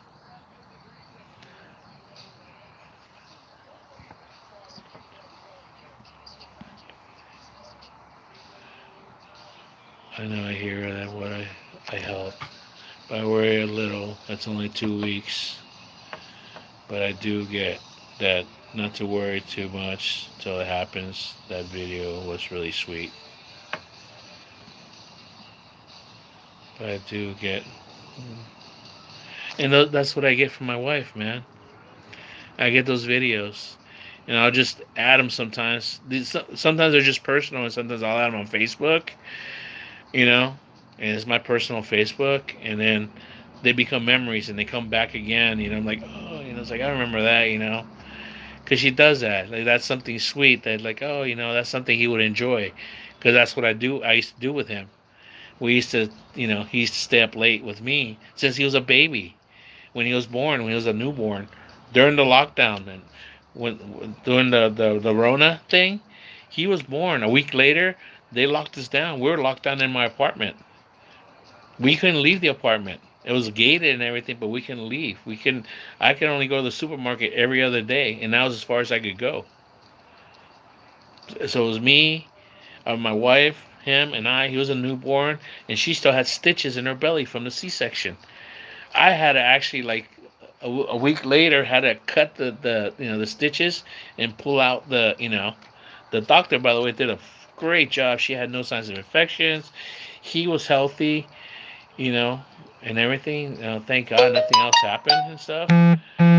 But we made those memories, and unfortunately back then I had no memory on my phone because it was so full of stuff, because I said, oh, when I get down there I'll buy memory cards. I had no laptop. I had my tablet, but no memory on it. So back then I didn't think of having a YouTube channel to make the videos. So whatever pictures or short videos I have, that's all I have from them. And those are what I have, the memories I have. So they'll still come back, and that's the memories we made. It was us three in that apartment up on the 8th floor. Don't know how long I'll be gone, at least a year, I think. Well, but you'll be back. Believe me. I know you'll be back. You love your family, they love you too much not be back. One day you wake up and your kids are taller than you happen so fast. I know, dude. Dude, he's grown so much, bro. I mean, he was a tiny little thing, dude. He was a little 4-year-old, and then he moved, like, and I could tell being there how big he's gotten. But now that he's been gone 6 years, like he's stretching out. They go through those phases where they get round and stretch, and then the other one does the same thing too. Like his face gets round, but And then I told her he's gonna hit puberty pretty soon. He's 11, so he's gonna hit puberty. So you want me to have that talk with him on the phone, or his uncles, or what? I don't know. Well, he's a boy, so I don't know about mine. Mine, you'll probably be a grandmother in a couple of years with mine. He's got my genes. Richard, that's why I'm worried about going away. Yeah, man, they grow fast, bro. They grow fast, too fast.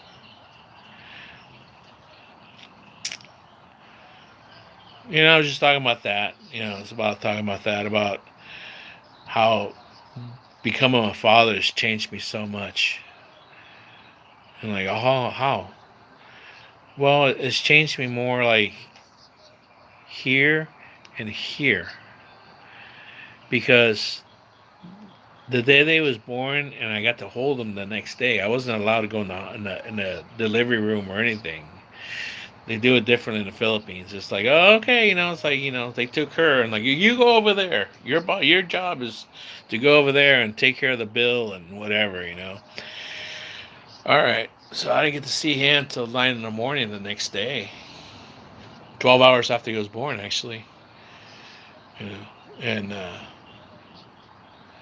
as soon as I got to hold him and see him and stuff in my arms, I knew right there that moment that my life was over. And when I mean over, that it wasn't about me at all anymore. It was all about that little boy. Everything about me was about that little boy now from now on. So that means that I need to live as long as I can for this little boy. That means everything I make as far as wages, everything for food is for him. I mean, and that's what it was.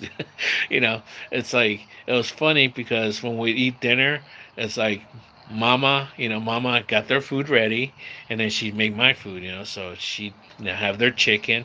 So they each got two pieces of chicken, both boys, and their rice or beans or vegetables, whatever. And then I would sit on the table. They would sit, and I would sit on the table, and then I get four pieces of chicken. I get two drumsticks and two wings, or three drumsticks and a wing, or something like that. And the boys would get one of each. And then I get the rice or whatever, and I sit here. And by the time I sat down, I'm turning around. He was already sitting there right here. He's all, Daddy, what? So he's all, is that my piece of chicken? And he had like chicken sauce all over his face and hands. I said, yeah. I said, but go wash your face and hands and go get a plato. I mean, it's a plate. So he get up and sink and wash his hands and face and got a chair and put a plate. Okay. And then he come over and he get the wing. He wouldn't get the drumstick because that's what he wanted.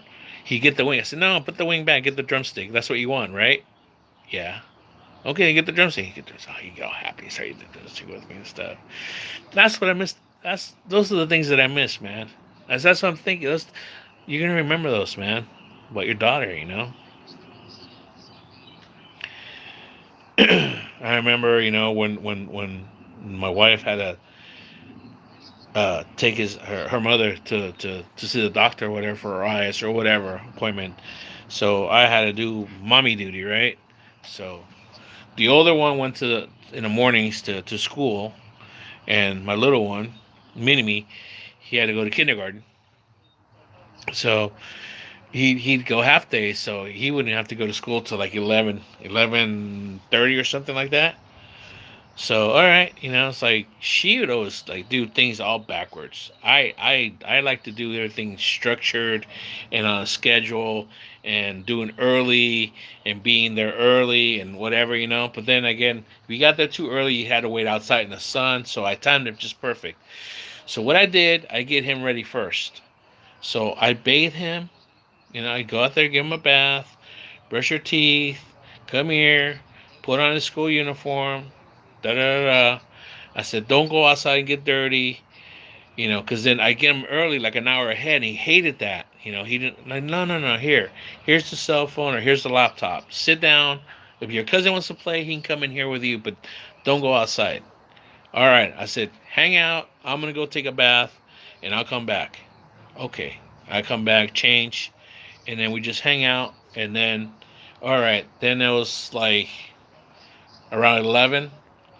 So exactly around 11:15, 11:20, we'd walk outside to the main street, get a trike, and then a couple of the other boys would come out. I said, well, come on, they're his classmates, they're neighbors. I gotta get charged. And I'm in the stream right after this, and then I'm like, hey, you know what? Let's go. I tell all the kids, let's go. It's like, so we pile in the trike, and we all go to school together. And I take him to school. We walk in, and as soon as we got to a certain area, he didn't want somebody to see him with his dad, so he let go of my hand and run in the classroom. I'm like, all right. And then, we couldn't wait there, so I'd just go to 7-Eleven and hang out 7-Eleven, and just do live streams or whatever for 7-Eleven or whatever, or videos. And that was it, man. I mean, I got to do that. I get to be a parent. I get to do. I wasn't just a father.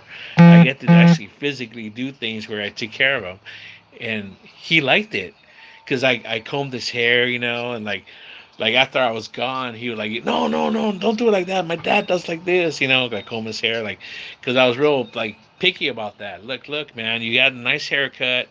You have to like get it wet, comb it first, dry it off, comb it first, then get the gel, like not too much, not too little. Get like this and go like this, and then comb it again, and it's like 2 or 3 times, to get it just right. And look at the mirror, and he would look at the mirror and stuff. Okay, like that. So yeah, things like that.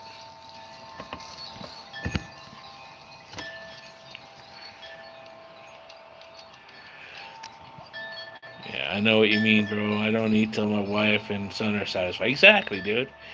And I did the same thing with the family, man. When we would have like fiestas, parties or whatever, birthday parties, they do a big old buffet thing, with the pork, the spaghetti, whatever.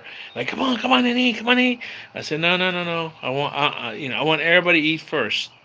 Everybody eat first, and like they would look at me like, huh? Like, no, no, no, no. You guys eat first. All the kids, all the relatives, and the neighbors came, whatever. Go ahead and eat, and like, and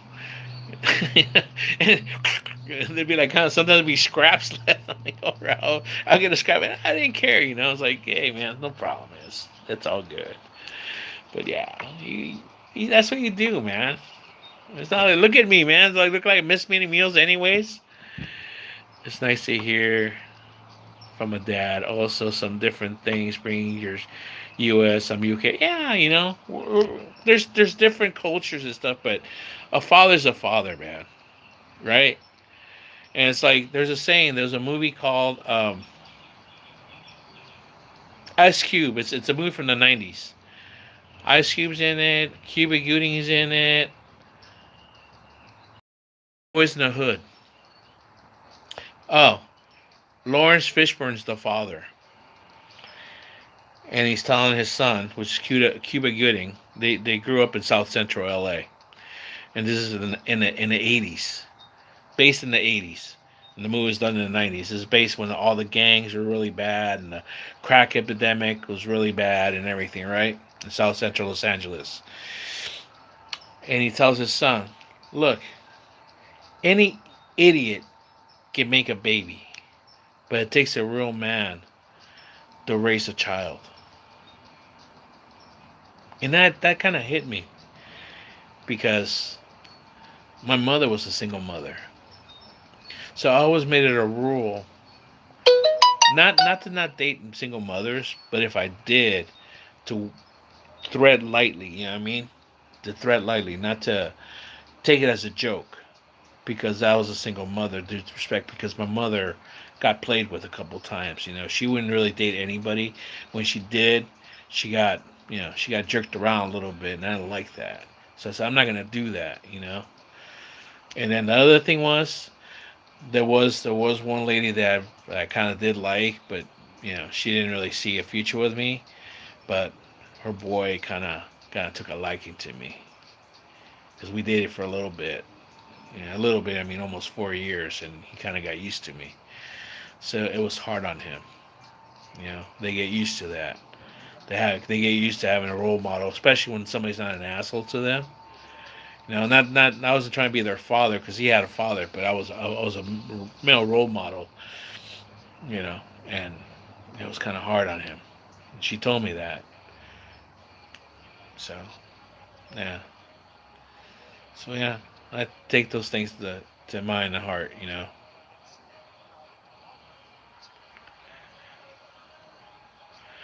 Dude, there you go. That was a good father telling you that because it's true. It's true. You know, my mother, she tried her best. She tried her hardest. She did a good job, the best she could, and that's what I see my wife doing with her boys. She can only do so much. They need their father, and I'm not there all the time. You know, and that's what I saw with my little one. The older one, I'm not worried about. The little one, yeah, he was a little wild. You know, he was a little brat, and he used to throw these tantrums that were just like out of control. She just tell me, but I didn't see it till I was there. And I'm gonna end the story with this. All right, okay. And I was raised differently than maybe some of you people, but this is how I was raised. I was raised that if hey, there's a certain level of respect, and you have to not cross that line, no matter what. So if you cross that line, you're gonna be dealt with. So I don't believe in beating kids. I don't believe in mistreating kids. But I do believe that at a certain, it's got to be dealt with. All right. So that being said, with my boy, it wasn't even a week into it. I was there, and we were coming back from school, and he was throwing a fit. We were coming back from school, walking almost around the corner from the house. I don't know what the hell it was. He wanted a toy or something. He was throwing a fit. He was wearing his Cub Scout outfit, even his cap, and he was throwing it on the ground and everything. And I said, "Hey, look, don't do that. There's dog shit everywhere." And he threw it and it landed on dog shit and he stepped on it. Like, oh, really? And he kept on walking. It was like just like crying, like, and he would cry like. So he didn't expect this, and his mother just walked away. So I picked up the baseball cap with my left hand. And I forgot how it was. No. I got his hand with my left hand like this, and with my right hand, did a wind up like this, and went slap. Not too hard. It was about like that. Right on his tush. And I think his body just went straighten up like this. Wah! He ran all the way like past his grandmother's like little like Caldera store and everything, all the way to the house, crying. And his mother like, that's a different cry. Yeah, that's the cry because he got it. And that was it. Like he tested me a couple more times, but I never hit him after that. I just would give him a stern. That's it. You're not getting the cell phone. I just like start punishing him and that's it. There's a new sheriff in town, and that's me. I'm your father. Oh, daddy, I don't like you. You're not my friend. And I said, I'm your father. I'm not your friend. I don't love you, daddy. I don't like you no more. Okay, that's fine. But I'm still your father. That's not going to change.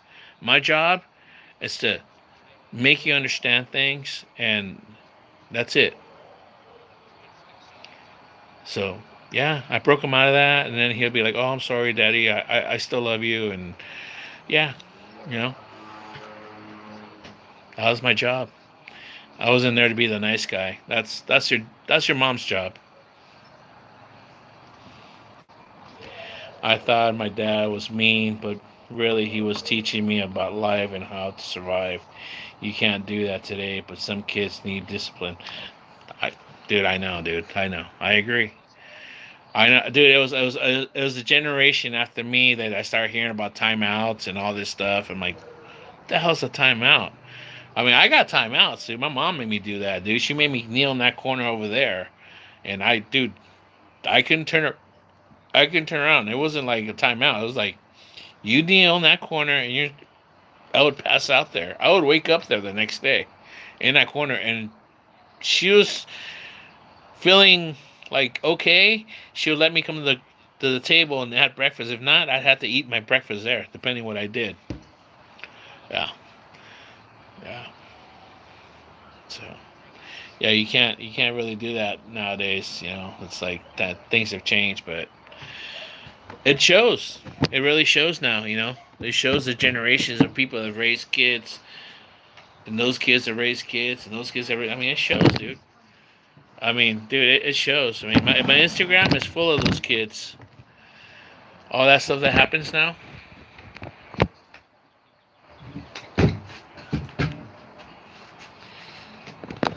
I was lucky to have both my parents for a while. for a while, and they're pretty strict. Whatever happened between my parents, that was between them, not with me. I have to go back and get my charger. This phone. Oh boy, everything's on red now. All the stocks, S&P 500 losers. I've never seen so much red in my life. This is the point where I almost don't want to buy anything in the stock market right now, dude. I just want to see how low it's gonna go, or if it's just gonna crash.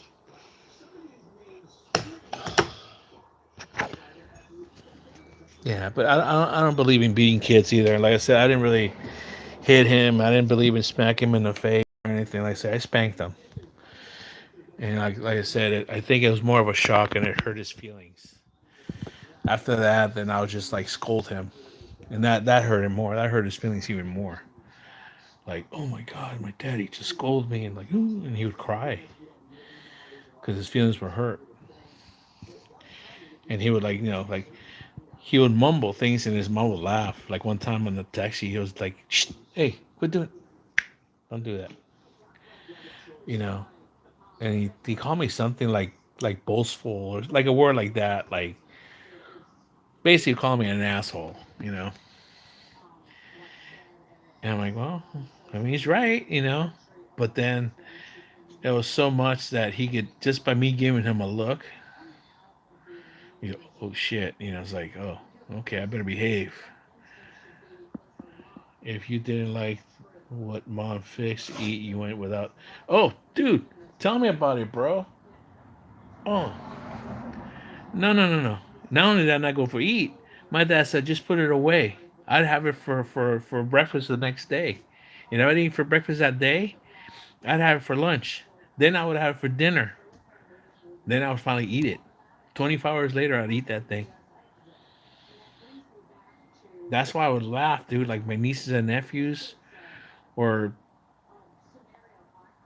some of these girls have my boys too. Sometimes, like, oh, I don't like that. Well, you're not gonna eat then, are you? One of them, I remember one of them, like she made something, and he was picking it and throwing it on the ground, and I ripped him a new ass. Like, what are you doing? Well, I don't like it. Well, don't throw it on the fucking ground. Put it on the side at least. Don't throw it on the fucking ground. I said, dude, do you know? Do you know that your grandmother and grandfather used to eat from the trash? They'd be lucky to eat that stuff, and that's no lie. My dad, his parents came from the years of the Great Depression, you know, and they grew up real poor. You wouldn't know that now. I mean, when my family gets together, especially my dad's side, I'm like, dude, like there's so much food. I mean you can tell, right? But yeah, and I tell my cousins, did you guys know that? And they look at me like, no, we were told as little kids because they're like different generation. They came out like years later. Like, yeah, man, we're all like they were poor and stuff, and yeah, it wasn't like that. But yeah, my boy adapted to me. Okay, he kind of learned like, oh, okay, my dad's not gonna roll over. My mom, yeah, I got her wrapped around my finger at 4 years old. And I said, man, what's up with you, man? I thought Filipino moms were like strict. I thought they were like supposed to be this and that. I thought you were supposed to put Mexican moms to shame. I said, you guys are like bad. You treat them like little prince, and like this and that. Like, man. And she pretty much she's undone everything I've done, man. I mean, he's not as bad, but yeah, he's pretty bad too, a little bit. So now she just has me calling on the phone, and she goes, "Hey, Daddy, I want this." I said, "What'd your mom say?" And she was like looking like, "What'd your mother say?" And you're like looking at her. Did your mother say no? And then mother goes, well, I said no, no, no, no, no. I said, see, your mother said no. So I said, he gets all pissed off and shit because he thinks I'm going to say yes, and that's going to supersede what she says. I said, no, I'm going to go with her. She said no. And I said, another thing also, Kuya, your older brother, he's got authority too. I told him if you're out of line that he can discipline you too. And I told the older brother, I said, look, man, if he gets out of line with you too, you can smack around. Don't hit him on the face. Just I said because one day he's gonna be bigger and stronger than you. Right now, no. Right now, you're what 4 years older than him, but you're he's gonna be bigger than you eventually. He's gonna be like me. Okay. So the way, especially the way he eats, man, he eats just as much as I do at his age already. Jesus, that kid eats a lot. But hopefully he does keep her metabolism, so he'll be a slim kid. But yeah, there was no thing as child abuse back then. Just try to stay out of trouble and get our butts whipped. Well, there was and there wasn't. I mean, I'll change with that because there was kids. There was. I mean, that I saw it. There was kids that were beat. There's a difference. You know what I mean? So I'll say that those kids that were beat and those kids that were disciplined. I'll say that I was a kid that was disciplined. But yeah, there wasn't like too much of that. You're allowed. You're allowed. Now it's like too many people get involved. Oh, don't do that. Don't do that. Shut up. Mind your own fucking business. They're disciplining their kid. That's what you're supposed to do. You're supposed to discipline the kid so the kid doesn't grow up to be like those kids that are on social media, doing whatever they're doing. You know, that shit's getting out of control, man. And then, and those kids, like right now, I don't know what's going on, but here in San Diego, this kid's going around because they see it on social media. They go around people's doors, and they start banging on the door, and then they get off on their electric bikes and take off in the middle of the night. They think it's funny. Oh yeah, ha ha, he he. But what if like somebody like gets scared and they start shooting through the door? Then what happens? Yeah, they're kids. They don't know any better. But then what's gonna happen? That gets whatever, and then that person here in California, dude, they got such a thing. As far as I know, I got to check, but I think what they're trying to change the law is that they made it like even if somebody breaks in your house and if you have an escape, if they can, the courts can prove that you didn't try to escape out your back door and you stayed and you shot somebody, you can be liable and held responsible for shooting that person. I shit you not. Dude, California is just a weird place, man. That's what makes me not like the state anymore. Really, I mean, I've since I've worked around the country, places like Nevada and Michigan and some of these other places. I'm like, dude, talk about freedom, man. It's like Jesus, man. It's like they still believe in America, about the Second Amendment and things. Yeah. But anyways, man, I got one person on. I don't know who's still on here. I got 10 likes. I'm an hour and a half into this live stream. My throat's starting to hurt a little bit. I gotta take a bath and change some clothes, clean up a little bit here. I'm gonna check on my dad because it's past 10 o'clock. I'll see he's okay. All right, guys. Thank you, everybody. Thank you everybody for the likes. Thank you for everybody here chatting. Richard, Bradley, we talked for a while. Thank you. Scott Davis, I wish you nothing but the best. You're gonna be my thoughts. If you ever come back, if not, I'm gonna be sending you my prayers. That God, protects you, and that you make it back to your country, and you make it back safely to your wife and child, to your girl. Okay. Anybody else, Miss Emma? If you ever wake up, dude, smoke another couple for me, okay? And anybody else Thank you again. Thank you all for the likes. Thank you for the subscription. And thank you for coming back. I'll try to see you guys tomorrow again. If not, later on tonight. Again, peace out.